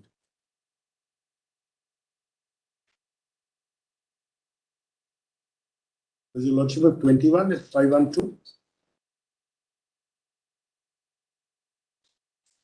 That's the closest note to 21 rights. It cannot be disputed that all animals are born with an equal claim for life without any cruelty to them. Perhaps if this right was given proper recognition by human beings, there would have been no necessity to bring a statute book the Act. Unfortunately, even though the Act has been brought in force, there still appears to be lack of courage or negligence, and therefore, in our considered opinion, petitions are justified in making a grievance of the same. So, Lord, that is the clauses where it talks about. All of them will mention the life, the right to live with dignity of animals, but they don't specifically refer to 21. But to that extent, 21 is referred. But one more thing, my learned colleagues want me to place is 497, the NR Nair judgment, para 13 at 497. No person should be deprived of his life.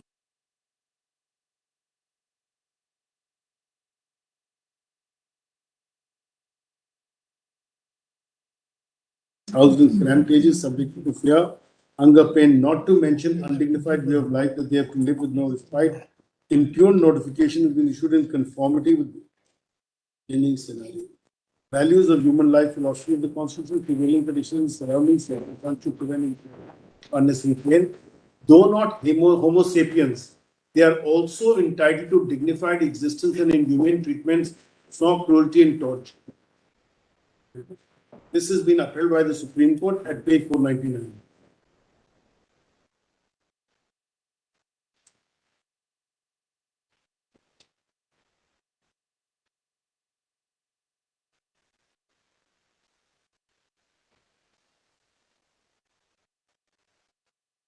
And para 11, if your lordship's view in NR Nair law,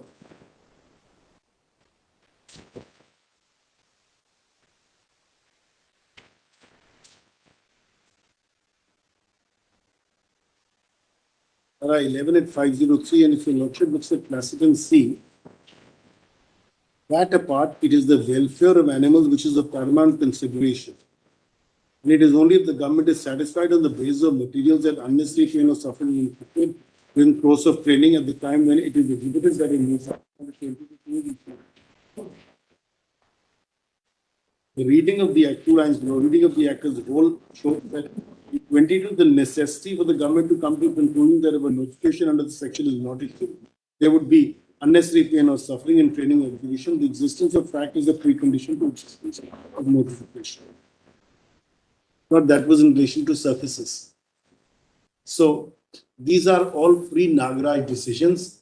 There are a number of post-Nagaraj decisions as well, Lord, and those are also part of the compilation, but they really follow Nagaraj. That's okay. Mr. Luthra, Yes. before you proceed away from Nagaraj, certain physical attributes of the bulls were mentioned in paragraph 43 by Justice Ravi. Yes. Now, are you assuring this court that bulls have not embraced any of the latest fashion trends of trying to be slim, or, are you assuring this court of that? That since 2014, bulls have not caught on to the trends of today? But if they have, then in the... You don't have to give a serious answer. But I must tell your lordship, not on a lighter note, Lord, I have not been able to be slimmer, Lord. So I'm sure the bulls are not that successful either. I'm trying, but I'm not achieving it. These two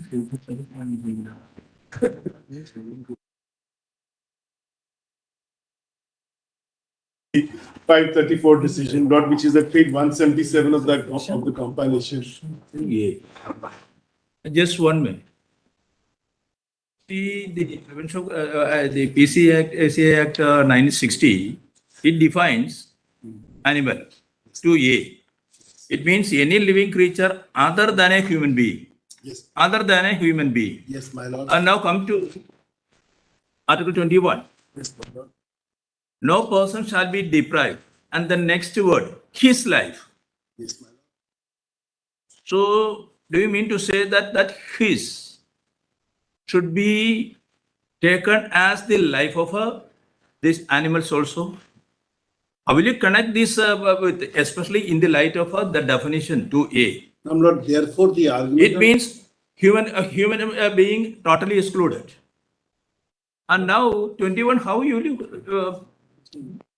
Not, in fact, not, but I appreciate what your lordship says, not. Because it only says no person shall be deprived of his life or liberty, except in accordance according to the procedure established by Very law. true, Lord. How How we correlate the two? Number, the answer is, to my mind, not very straightforward. By an interpretative process, your lordships have recognized the personhood of animals. It is not that your lordship says that animals are meant only for the use of human beings. There is a line of use as culminated in Nagaraj that we have changed from an anthropocentric, that is the human-oriented approach of legislation, of looking at the of environment, of looking at animals, looking at wildlife, to an ecocentric approach where we look at the focus of what is to say that they got a right under section 3 of this act, that's something different. But how will you put it under 21? that we are bringing in through, that we seek to bring in through, so the purpose of personhood through not 48, 48A and 51, and that was the decision not in Muhammad Salim's case by the Uttarakhand High Court. May I just place that for your lordship's consideration? That is not in volume 2. Volume 2.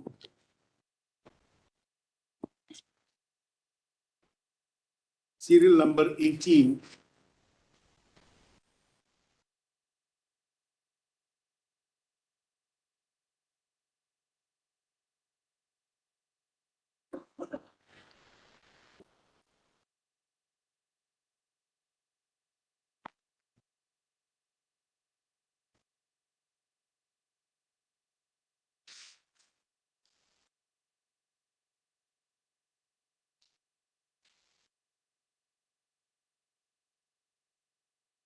Serial number 18 at page number 684, and kindly look at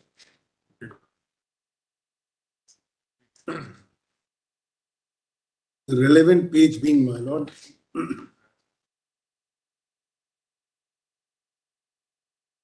para 689, para 14 first will read.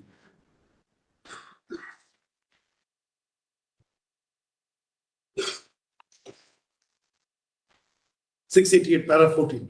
Not para 14 at 688.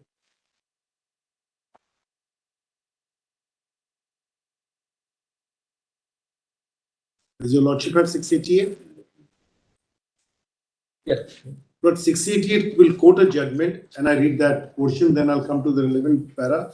In 2004, volume 4, SCC 146, their lordships of Honorable Supreme Court in the case of Shiromani Gurdwara Prabandhak Committee Amritsar versus Shri Somnath Das have held that the concept juristic person arose out of necessities in the human development. Recognition of an entity as a juristic person is for subserving the needs and faith of society. Then, Lord, it quotes para 11, and I will bring your lordship straight away to para number 14 of the quoted portion at page 689 bottom.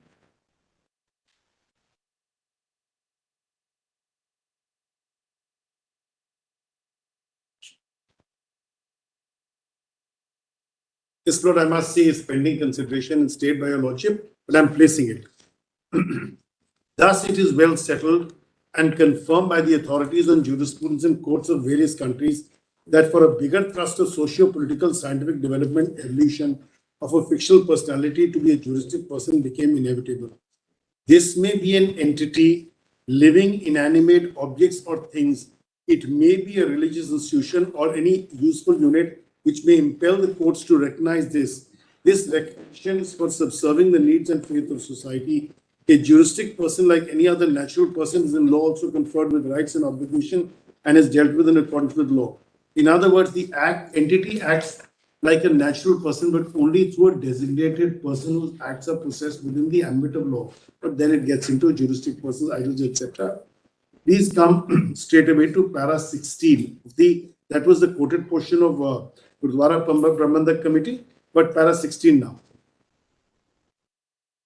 With the development of society, where interaction of individuals fell short to upsurge the social development, the concept of juristic person was devised and created by human laws for the purpose of society.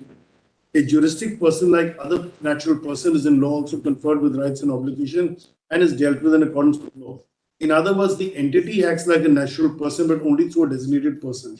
As the lordships have held in the judgment cited above, that for a bigger thrust of socio-political scientific development, evolution of a fictional personality to be a juristic person becomes inevitable.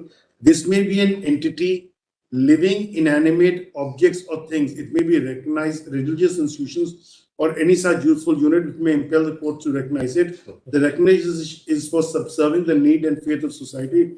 Corpus Juris Secundum, Volume 6, Para so-and-so explains the concept of juristic persons, artificial persons thus. Artificial persons, such as are created and devised by human laws for the purpose of society, are called corporations of already protected.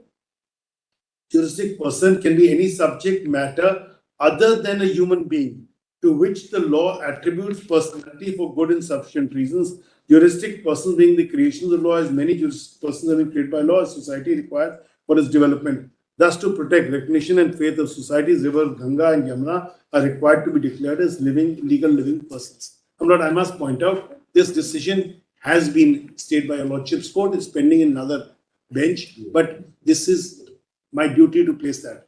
But it relies upon Shiromani Gurdwara Prabandhak Committee, which said that you can have, in that case, not the Holy Guru Granth Sahib was held to be a juristic person. The point I seek to make is that personhood is no longer limited limited under the Constitution merely to human persons under 21. The point is to be made is not when animal life and the environment is inalienably connected to us, and therefore we are not whole without it. The protection of that part of life also becomes essential. The avoidance of cruelty to that part of life is also, and today in Nagaraj, as I said, your lordships have recognized that right as to how rights exist in animals not to be prevented cruelly, and use the DPSP and the fundamental duties to read into 28. Some of the European jurisdictions possibly recognize river, and I think there's one judgment of a New Zealand court, possibly. Yes, sir. But in fact, then the lawmakers should be left with that exercise. Why should we the question today is, venture into that territory? no, we are not asking your lordship to venture into the territory. The question today we are doing is testing whether the law is valid or not. Yes, that's the only scope of inquiry so far as us are concerned. Yes. Yes, but that is something about which your lordship is looking at it from the perspective of whether it is legitimate or not. And therefore, that is the testimony. But in fact,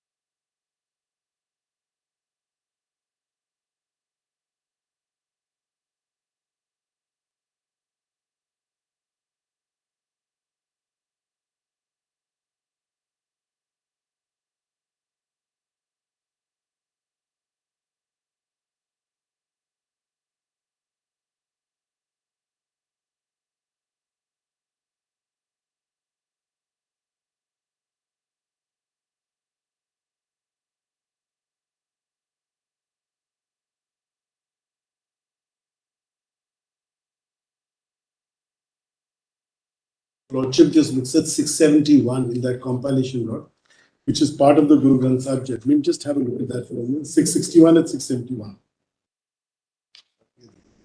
Ganga Yamuna juristic person है.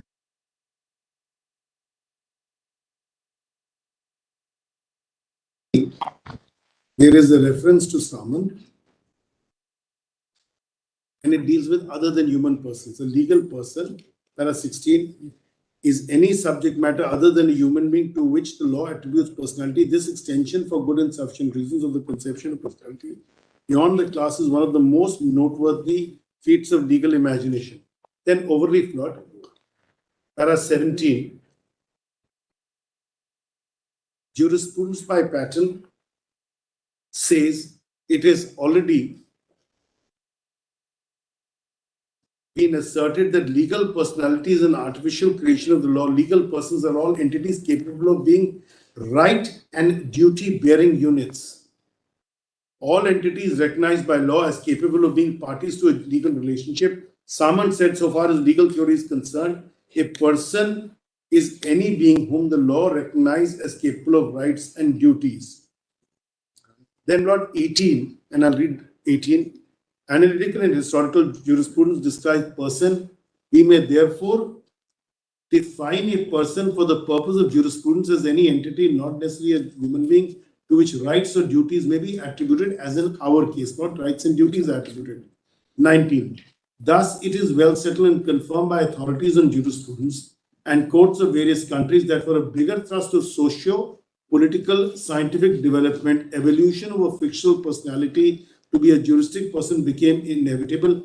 This may be any entity, living, inanimate, object, or thing. So, any entity, living, inanimate, object, or thing. Now, that's the view your lordships have taken in terms of juristic personality or personhood. And our submission is that we cannot deprive animals and animals to whom various protections have been considered, accepted as part of the constitutional framework, as also under specific legislation, to be out of it. I'm not in this.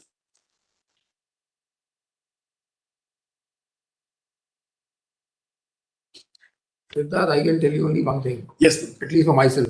Yes, of course. So, these all surroundings going on, you are not able to know what is your thrust of submission. Because what I'll tell you myself, after Nagaraj, every state consciously made certain amendments, Yes, ma'am. which I put to you earlier also. Mhm. And if you see section 3 of the Act of 60 Yes. and section 11, Mhm. section 3 and the object also, Mhm. it only relates to prevention of cruelty to animals. Yes, madam. Okay. Yes, of Now course. come to section 3. Yes. It shall be the duty of every person having the care or charge of any animal to take all reasonable measures to ensure the well-being of such animal and to prevent the infliction upon such animal unnecessary pain or suffering. Yes, ma'am. Now, section 11. Mhm. Certain amendments have been made under section 11 Mhm. under the State Act, Yes, my lord. and to cover up section 3, they have framed certain rules. Yes, ma'am. What preventive measures had to be adopted by respective states in reference to the animals in question for the purpose of their culture and all, to make a balance. And these rules have been framed under the guise of this section Yes, 3. yes, ma'am. But my question to you is that if there is a breach of any rule Mhm. prescribed for maintaining and upholding this cruelty to animal in any culture which they organize or their festival, that is not the question to us. No, that's not the issue. The question to us is such an amendment made? How this provision is unconstitutional? Well, I'll come. No, So our question to you is, if the state legislature is wisdom balancing to continue with their culture also and the safety of animals also, prevention of cruelty also. So according to you, what is the constitutional, you're questioning the validity of this provision in question? not two things. Not 114. Because Ganga and Jamuna is not going to No, no, touch it here. no, Lord. I was responding to the query Yes. as to personhood, Lord, since my Lord. We agree with you on the substance. Lord, now the only issue, Lord, here is straight away. Our case is that it's a clear case of arbitrariness. You cannot have an amendment, so to speak, which will nullify the purpose of the main act. Now Just would it come to this. Lord, come straight Come to away this, to straight away. come straight away to Kameshwar Singh, Lord, which is 1952. One is No, Mr. Siddharth, we'll come to judgment later. yes, You don't go 52. Yes. Come hit straight away how this is abuse of discretion with the legislation wisdom exercise. but I'll straight away show this. Your Demonstrate first. Lordship's got this chart. And as you give it to us, Now, Lord, let's look at this. Now, Lord, kindly see. demonstrate to us straight away. come straight. Yes, we have a chart.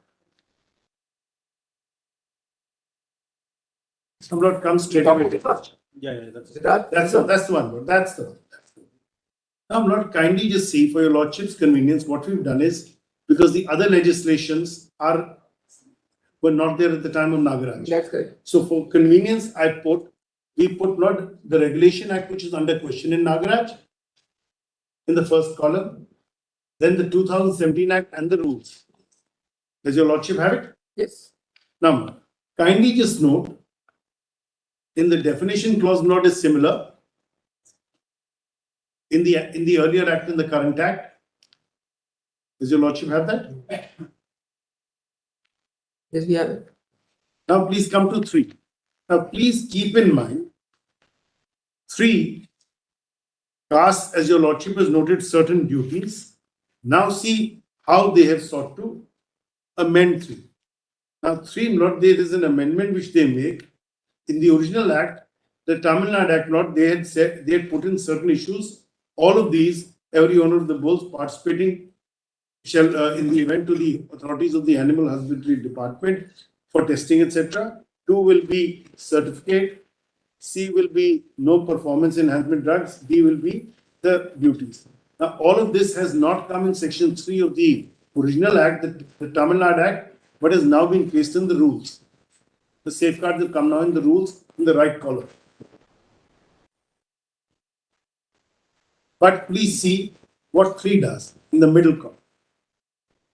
And I'm going to read it in its entirety. It shall be the duty of every person having the care or charge of any animal to take all reasonable measures to ensure the well-being of such animal and to prevent the infliction upon such animal of unnecessary pain or suffering. 2, notwithstanding anything contained in subsection 1, conduct of Jallikattu subject to rules and regulations as be framed by the said government shall be permitted. Now, my submission is this.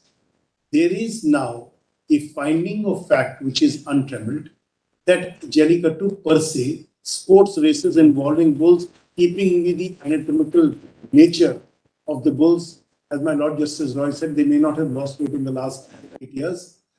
All of that is something which has been found and determined by your Lordship.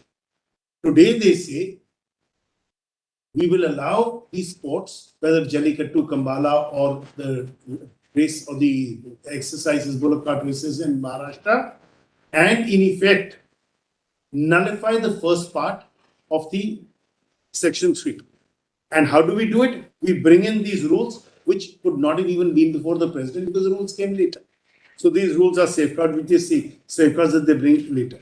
Now, Lord, please then come to, on the 4th page, section 11 is there.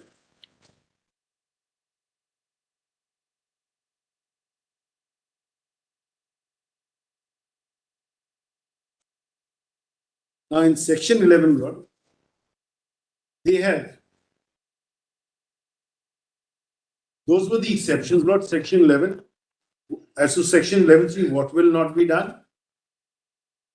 Then, Lord, there's 22. And section 11, kindly note overleaf, they will say in italics, F has been added. And I'm just using the Jallikattu example, all others are similar. The conduct of Jallikattu with a view to follow and promote tradition and culture and ensure preservation of native breeds of bulls, as also their safety, security, and well-being. Now, I put it to your Lordship, Lord, the exceptions were specific in the central legislation. And what are they illustrated? Look at B. Destruction of stray dogs in lethal chambers. Extermination of any animal under the authority of law for the time being in force. Not such as the Wildlife Act when you want to cull an animal. Any matter dealt with in Chapter 4, which is scientific testing. E. The commission or omission of any act in the course of destruction of the preparation as food for mankind, unless destruction or preparation was accompanied by the infliction of unnecessary pain or suffering. So, proportionality and necessity, yet you bring in a simple thing, conduct of Jallikattu with a view to follow and promote tradition and culture, ensure preservation of native breeds of bulls, as well as their safety, security, and well-being. Now, the question to be asked is, and also the experience on animals. how are you going to compare, you say there are bulls which do racing, you say there are bulls which are meant as draught animals and for breeding. What is this exception that you have sought to create?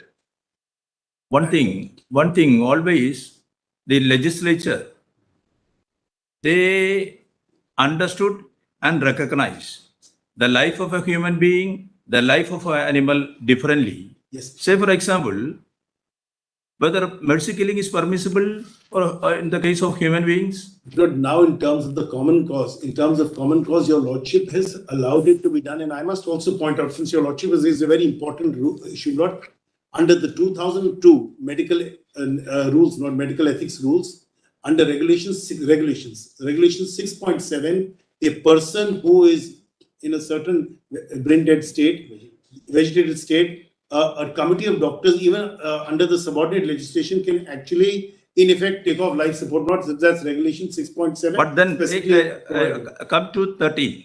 Yes, not 13. 13 and 14, in that sense, they are relevant.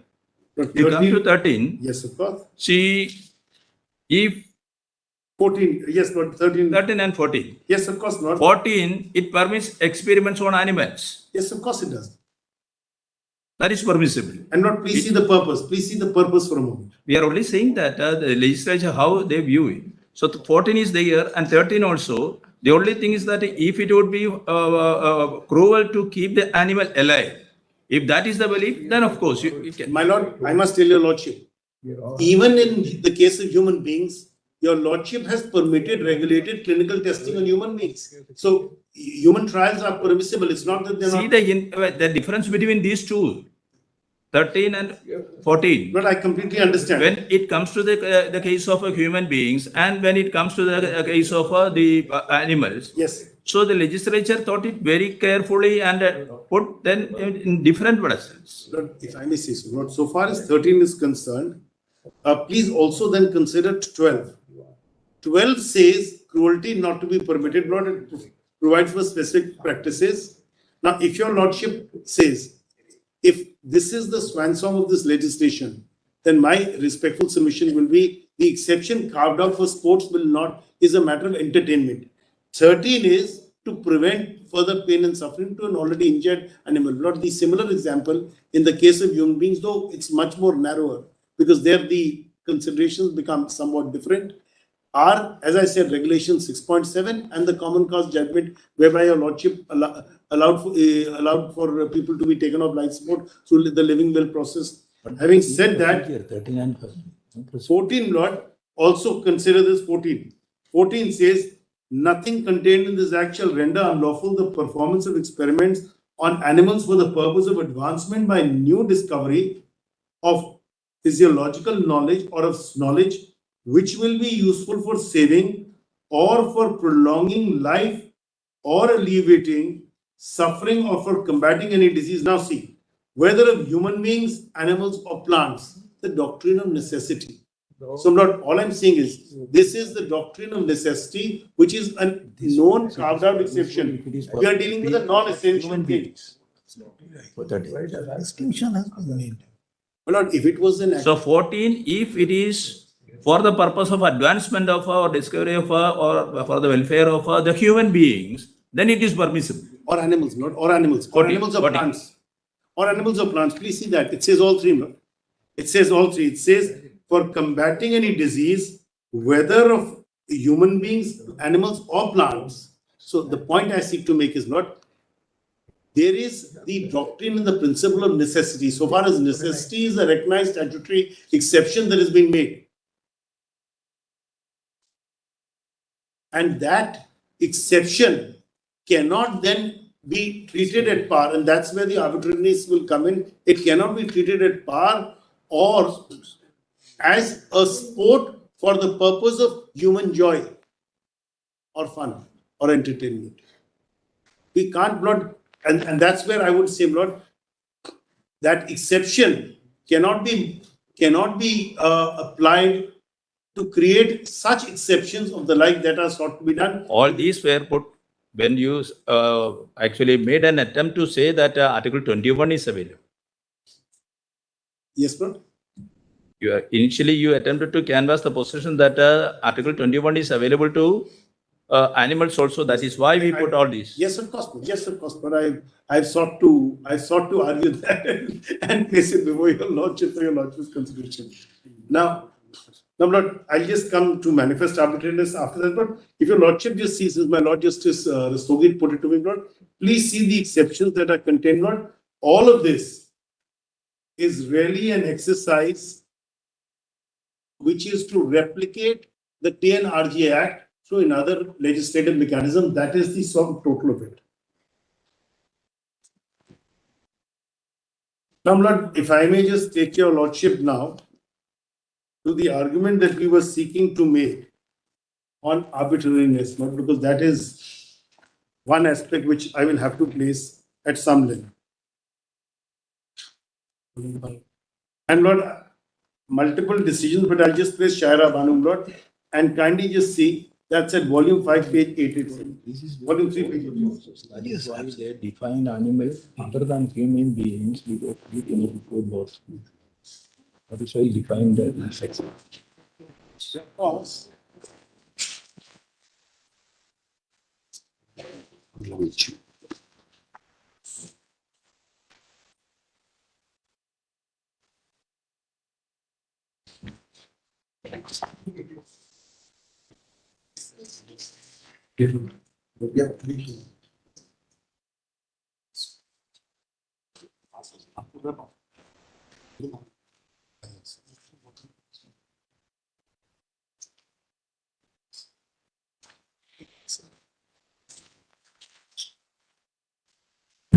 Lord, I will also place before your lordship on before Lord we come to the next part, certain foreign judgments. Lord, there's the monkey case from Ecuador, and there is a quote from in relation to chimpanzees from Argentina. Lord, those we have the relevant paras,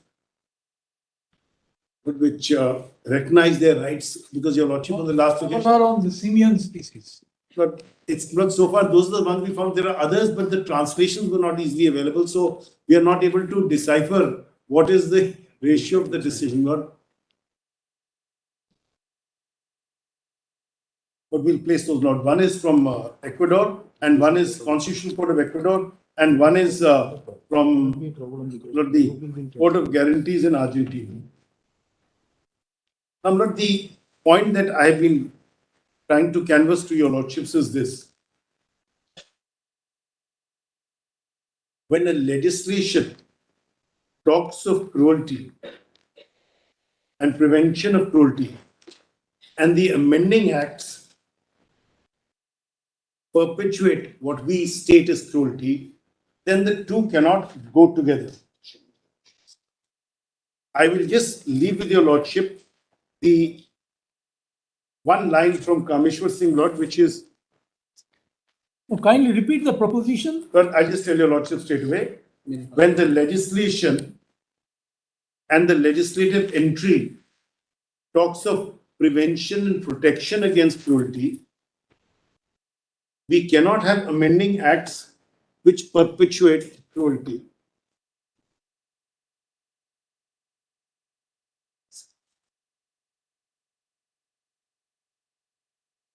In this context, kindly just make a note of one para in Kameshwar Singh Lord. There were three judges who said the same thing, but there is a very interesting sentence, Lord, in this regard, because one of the issues that was raised was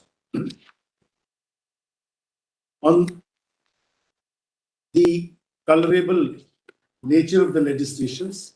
This was in the context of not the Land Reforms Act, and as your lordship would have noted, not interestingly, none other than Dr. Ambedkar had argued the matter on some of the cases. UP Zamindari Yes, Association. not, yes, not all the Zamindari Acts and Land Bihar Land and other land reform acts.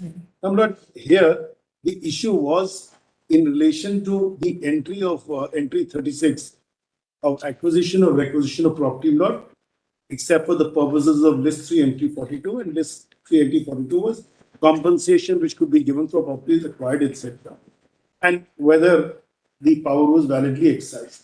Now, there is not just a very important line which I will place for 2 paras, if I may. It's at para 78.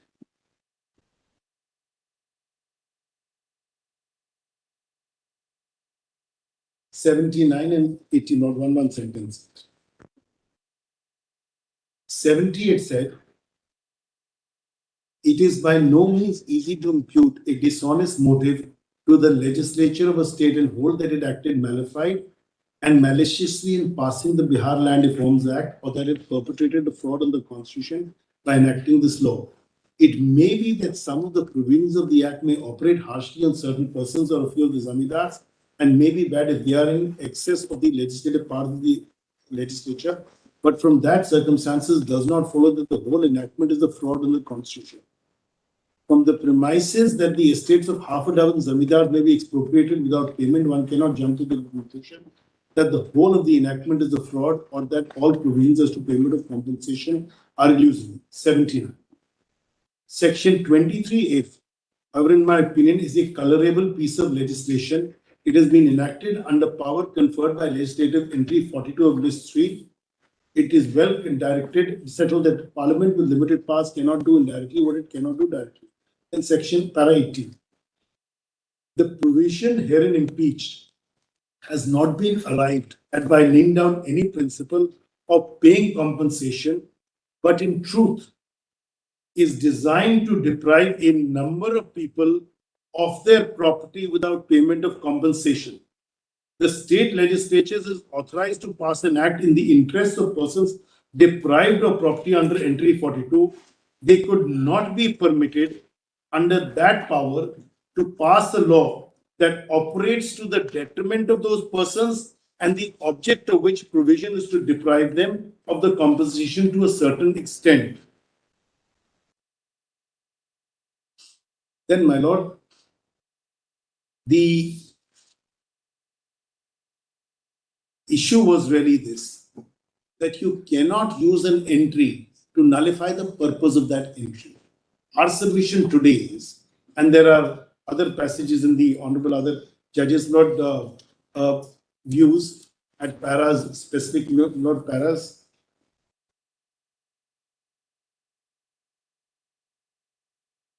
(159) and 176, and all of them in essence say that we can't, under guise of granting compensation, the computation of compensation is what is permitted by the entry. Under that guise, you can't do away with compensation completely. So we can't have a situation where we nullify the provisions of the legislative purpose behind the PC Act, and therefore our solution is that these 3 legislations are a colorable piece of legislation. In this context, Lord, kindly just have a look at one more decision, which I would like to place, which is serial number 32 at volume 5, page 1969, Constitution Bench Judgment. What is that? Lord, this is the Ramanlal Keshalal Soni's case, and this is in the context of that Gujarat Panchayats Act. Lord, here, there are 2 parts to it. We call it implosive construction. Yes, Lord, I would say implosive, not construction, implosive destruction in the construction.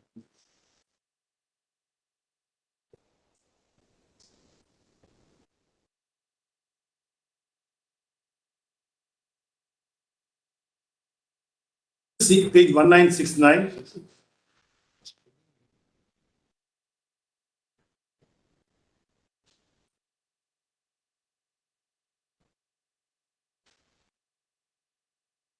Argument is that whatever the provision of the law is there, you are amending it to defeat that very purpose. Yes, but that is not one of the, That is your argument. that is one of the arguments. The second will be to overcome Nagaraj, and I'll just place that part after this. Overcome Nagaraj doesn't the legislature have a Lord, it does, if it does away with the basis of the judgment. jurisdiction by a legislative amendment to overcome the effect of any judgment? It can, but the contours of that has also been described. Lord, your lordships have made it clear. Extreme example is that Madan Mohan Patel. Yes. Yes, ma'am. Yes, ma'am. Now, Lord, if I may just place this one, Lord, for a moment. Please just come to 1991.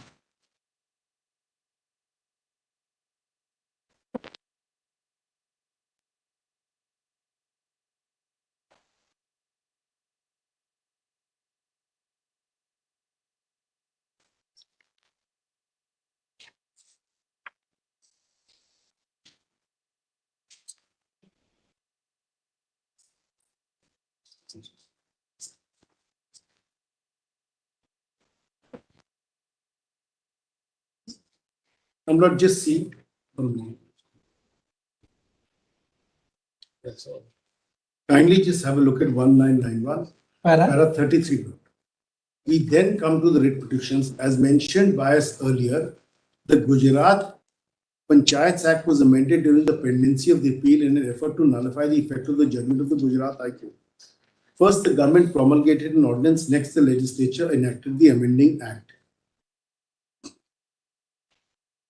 By Section 2 of the amending act, original Section 11(1), which declared that Gram Panchayats, Taluk Panchayats, etc., shall constitute Panchayat organization of the state, was omitted. Original 11(2), which provided for the control of state government over panchayats directly or through their officers, was made. It is extremely difficult to understand the omission of old 11(1). The whole object of the Gujarat Panchayats Act is democratic decentralization of power and the consequent reorganization of administration of local government. The object is to decentralize and reorganize, so it was thought that Gram Panchayats, Nagar Panchayats, Taluk Panchayats, District Panchayats should constitute the Panchayat organization of the state of Gujarat. The object of the act is still the same, yet 11(1) has been omitted. Does it mean that there is a disbandment of organization? According to the statements and objects, the amendments were necessitated to get over the judgment of the Gujarat High Court that Panchayat service is a state service. But surely that can't be a reason to go against the object of the Principal Act and to abandon the constitution of a state Panchayat organization. No wonder it was described as an act of cutting the nose to spite the face. You mentioned here that the Section 2 was deemed to have come into force on February 24 when the original act was in force. Then not para 51. 1997.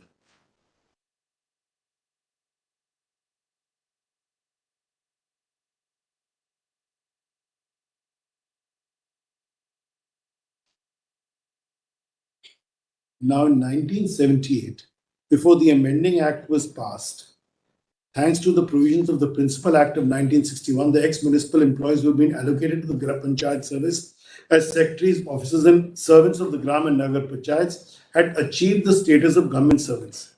Their status as government servants could not be extinguished so long as the posts were not abolished and services were not terminated in accordance with the provisions of 311 of the Constitution. Nor was it permissible to single them out for differential treatment. That would offend Article 14. An attempt was made to justify the purported differentiation on the basis of history and ancestry, as it were. It is stated that Talatis and Kotwals who became secretaries, officers, and servants were government servants even to start with, while municipal employees became secretaries, officers, and servants were not. Each carried the mark or brand of his origin, and a classification on the basis of source from where they came to service claim was not permissible. We are clear it is not. Once they joined the common stream of service to perform same duties, clearly not permissible to make any classification. Such a classification would be unreasonable and entirely irrelevant to the object sought to be achieved. It is to navigate around these two obstacles of 311 and 14 that amending act is sought to be made retrospective to bring about an artificial situation in the erstwhile municipal employees never became. Can a law be made to destroy today's accrued constitutional rights by artificially reverting to a situation which existed 17 years ago? No. Legislation is pure and simple self-deceptive if we may use such a expression with reference to legislature-made law. The legislature is undoubtedly competent to legislate with a retrospective effect to take away or impair any vested right acquired under existing laws. But since the laws are made under a written constitution and have to conform to the do's and don'ts of the constitution, neither prospective nor respective laws can be made so as to contravene fundamental rights.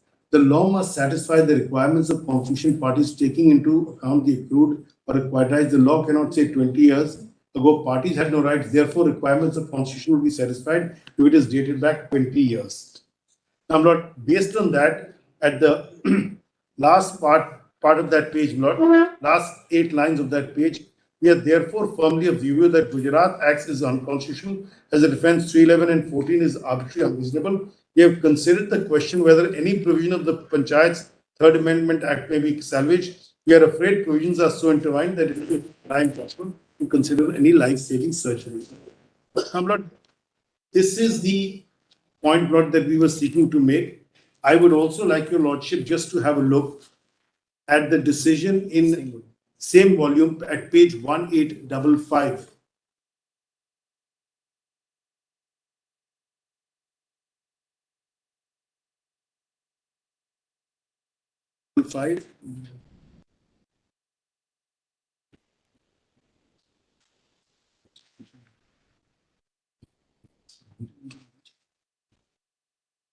Now the issue, Lord, is to what extent can you nullify a judgment? Please come to para 149 at 1943. And please come to below placitum C, 149 at 1943. Para 149. 149 at 1943.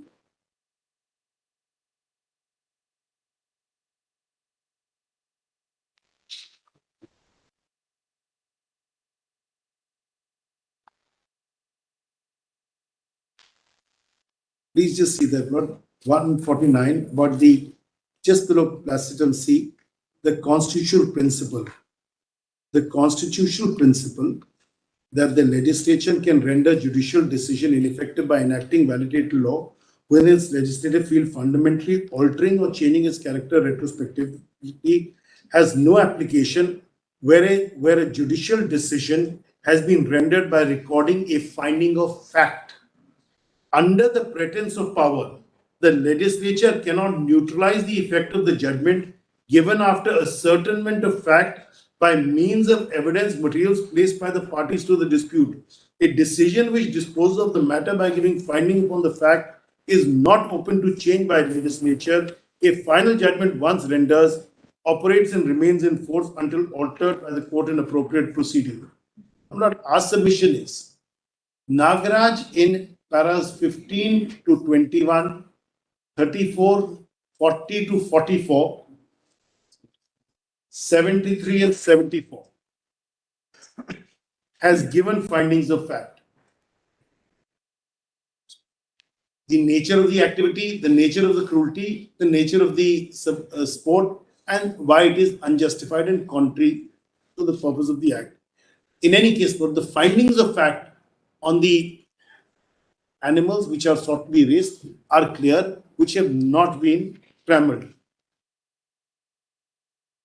Then, Lord, para 150. The 2006 Amendment Act plainly seeks to nullify the judgment of this court, which is constitutionally impermissible. Moreover, it is not disputed by Kerala that the 2006 Amendment Act is not a validation enactment. Since the impugned act is not a validating law, it is not required to inquire whether in making validation, legislature has removed the defect which the court has found in existing law. 2006 Act in its application and effect on the Mulla Pariyar Dam is a legislation other than the substantially legislative, as it is aimed at nullifying the prior and authoritative decision of this court. The nub of infringement consists in the Kerala legislature revising the final judgment of this court in utter disregard of the constitutional principle that the revision of such final judgment must remain exclusively within the discretion of this court. And that is the principle, Lord. There are numerous other judgments which can be cited, Lord. And this issue regarding finding of fact is again reiterated in page para 157 at page 1945.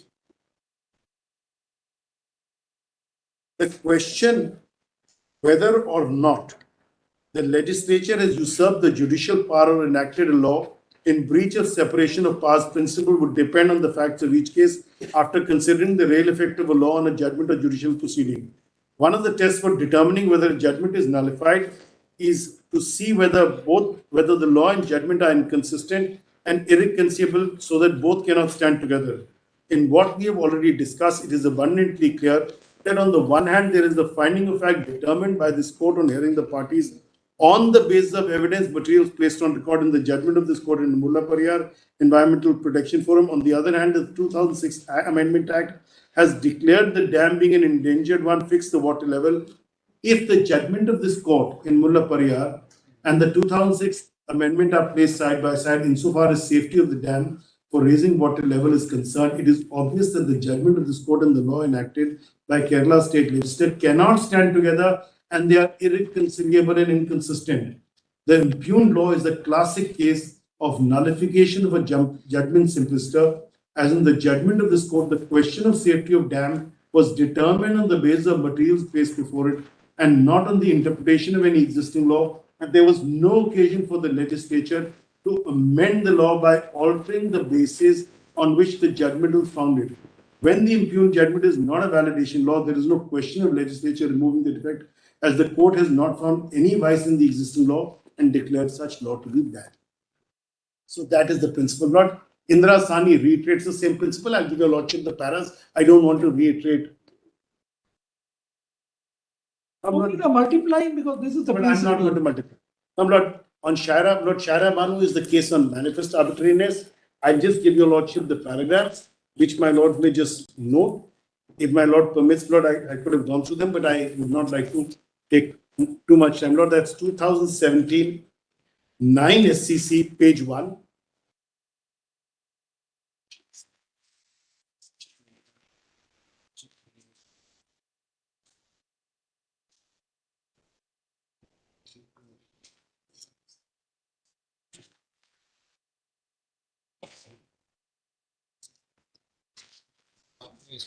Now, reason we are concerned with Shaira Banu and the paras will be 72 onwards.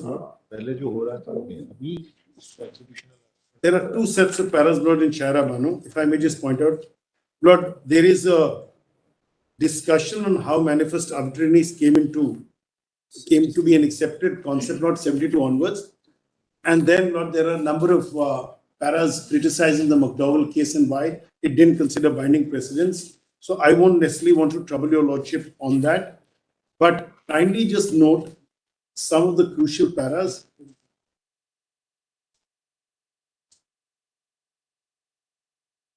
Lord, begin, I'm sorry, with 67. 67 at page 961 of the report.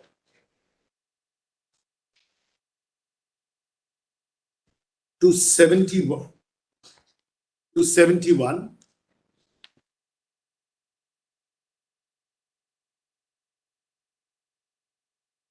Then please look at 77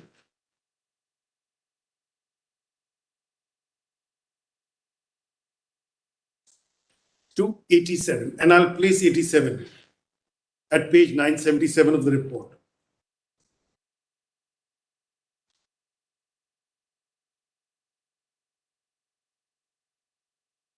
In fact, Lord, just see para 85 for a moment, page 1975, because they'll answer another of your lordship's questions.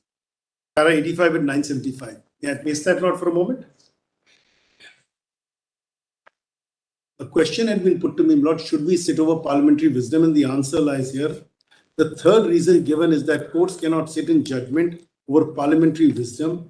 Our law reports are replete with instance after instance where parliamentary wisdom is successfully set at naught by the court because such laws did not pass muster on account of them being unreasonable, which is referred to in Om Kumar. We must never forget the admonition given by Khanna in State of Punjab versus Khanchand. He said, it would be wrong to assume that there is an element of judicial arrogance in the act of courts in striking down an enactment. The Constitution is assigned to courts the function of determining as to whether laws made by legislature are in conformity with the provisions of the Constitution. In adjudicating the constitutional validity of statute, courts discharge an obligation which has been imposed upon them by the Constitution. Courts would be shirking in their responsibility if they hesitate to declare the provisions of the statute to be unconstitutional, even though those provisions are found to be violative of articles of the Constitution. But I won't read the rest. Please come to 87 at page 977. The thread of reasonableness runs through the entire fundamental rights chapter. What is manifestly arbitrary is obviously unreasonable and being contrary to the rule of law would violate 14. Further, there is an apparent contradiction in the three-judge bench in McDowell when it said that a constitutional challenge can succeed on the ground that a law is disproportionate, excessive, or unreasonable. Yet such challenge would fail on the very ground of the law being unreasonable, unnecessary, or unwarranted. The arbitrary doctrine, when applied to legislation, obviously would not involve the latter challenge, but would involve the law being disproportionate, excessive, or otherwise being manifestly unreasonable. All the aforesaid grounds, therefore, do not seek to differentiate between state action in various forms, all of which are interdicted if they fall foul of the fundamental rights guaranteed to persons and citizens in Chapter 3. Then, Lord, please come to 95 for a moment. 95 at page 981 refers to national resources allocation and says that McDowell is not an authority, that legislation can never be struck down as being arbitrary. Relies on Ajay Hasya. Please come straight away to para number. But just my learned friend wants me to place one more aspect, Lord, of 95, Lord, at 981 bottom, last line. A constitutional infirmity is found in Article 14 itself when legislation is manifestly arbitrary. That is when it is not fair, not reasonable, discriminatory, not transparent, capricious, biased with favoritism or nepotism, and not in pursuit of promotion of healthy competition and equitable treatment. Positively speaking, it should conform to norms which are rational, informed with reason, and guided by public interest. 96 will quote with Subramanian Swami. Subject, does it come within the ambit of these principles? Sorry, Lord? The dispute we are dealing Yes, with. Lord. Do they come within the... Indeed, my Lord, and I'll tell your Lordship why. But why is this legislation arbitrary or manifestly arbitrary is something which your Lordship is to consider. So far as nullifying the effect of judgment, you've understood your But argument. that's one. Lord, the second argument is, but where is the necessity? How do you distinguish between two categories of animals to say bulls in races are distinct than bulls in agriculture, or as pack or load carrying animals, draft animals? I'm not these distinctions. And then the distinction also lies that whereas for the purpose of agriculture, whereas for the purpose of science, whereas for the purpose of load carrying, you have said that these animals are allowed to do so by virtue of the physiology and their nature, and also the fact that that is an accepted part of the activity which they can do even under the Act. However, 311 applies there and they have to be protected, and that's the reason also for the subordinate legislation, the draught animals rules, the pack animals rules, making them walk on foot rules, as also the fact not performing animals rules where they're exempted. But here you take them out of you nullify the effect of the 2011 notification, you take them out of the whole, you take them out of the application of the Act completely. So you're really saying by this that they are going to be taken out of the protective cover of that legislation. Now, I'm not with respect, that is the arbitrariness, because there is no basis to do that, no rational basis. And the absence of necessity makes it totally vulnerable on the ground of arbitrariness. Yes. Now, Lord, the last aspect will really be, and there are other decisions which one can place. Kindly just make a note of, Lord, para 100 and 101 of that judgment. Just make a note of that para. I'm not going to read them. Shaira Manu. Yes, Lord. 100, 101, 102. Our case note has been that when you look at, and that is the reason, Lord, I read to your Lordship that Kameshwar Singh's principle, when we look at the substance of the Act, because we really like to understand what is the basis of the Act, the pith and substance, where does it fall? That's not just to look at it from the purpose of what does it seek or achieve to do. It seeks or achieves cruelty, though it seeks to come under the entry of prevention of cruelty, and that was the purpose, Lord. When I touched on legislative competence, it was not so much legislative competence, it was the colorable nature of legislation, which I should have clarified, and I've done that. Now, Lord, the only thing that will remain to be addressed, Lord, which, if your Lordships give me 10 minutes after lunch, will be on the presidential assent. Just 10 minutes, and I'm 2:15, I'll be done. But can you indicate what would you argue on But, that? Lord, I will begin by pointing out, Lord, what is the contours of presidential assent, because they are now trying to fit this into two slots. On the one hand, their slot is that it will come under list 2. List 2, it's apparent it doesn't come. Apart from the Nagaraj lot, it's apparent on the reading of list 2. And that's the pit and substance 2. Then not there that it comes under 254(2), because once they say it has got the assent of the president, therefore the law will prevail. Our point to be made is 254(2). Our point is the act of giving assent or seeking assent has a certain amount, has a connotation to it. Assent is not a mere idle formality. It is subject to judicial review and the contours of judicial review on that. Oh, There are no pleadings. There are no pleadings in any writ petition with Not the- regard to 254. And I'll- Siddharth, you have certain other lawyers also to take over the charge. They will take care. As not if you're watching with me 10 minutes, fine. Otherwise, I'll just 10 minutes. 2:15, no.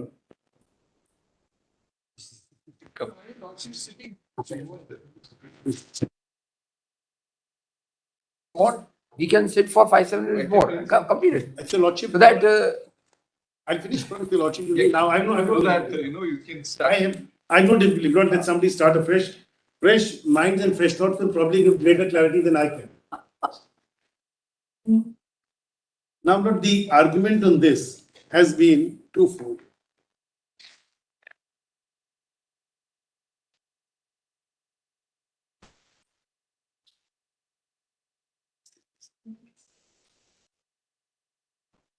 You are questioning the decision-making process in giving assent. Yes, Lord. And the fact. Have you taken as a ground in any of the writ petitions?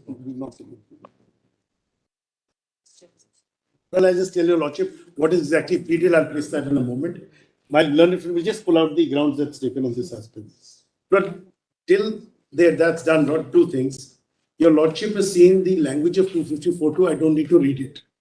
The question that your Lordship will want to consider is, have any of the three states placed any material before this court to show A, how there is a conflict between the 1960 Act, if any, and the Amendment Acts?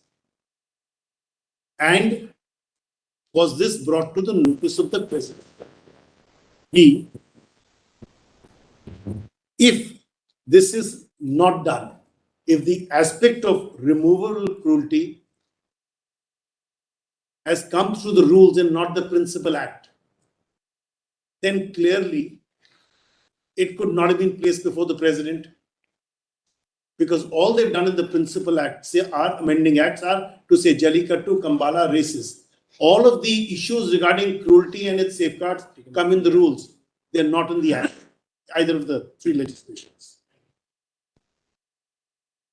Our submission is, C, this having not been done and no material placed before your Lordships, there is no question of protection under Article 254(2). The only document we have come across is Annexure A11, Maharashtra, page 38, Maharashtra compilation, a document dated 26 July 2017, which refers to 2 copies of bills. Nothing else has come. Is there any decision precedent Yes. where the manner of giving Yes. assent Yes. has been questioned? Not enough. Enough and more. Not enough and more. Kindly have a look at 2002 8 SCC 182. Anyway, you just give us the citation. But I'll give your Lordship the 2 decisions. There will be 2 decisions which your Lordship would like to look at. Both constitution benches. Please note 1985 3 SCC 661. Gram Panchayat of village Jamalpur, versus Malvinder Singh. Para 18. Para 12, I'm sorry, para 12, my mistake. Para 12. And Lord, here, there is a specific line at page 669 of the report that judgment of the High Court shows that hearing was adjourned to enable the state government to place material before the court showing the purpose for which the act was forwarded to consent and the reasons were not given. And assent of Should president. it not be pleaded by you? But I'll just pull out. But there is a pleading. You have a definite key. But I'll just give your lordship the exact plead, Lord. I'll place that. I'll give it to your lordship. Just make a note of the other decision, Lord, and I'll close with that. 2002, 8 SEC 182. Again, a constitution bench by judges. Kindly just note paras 1, 3,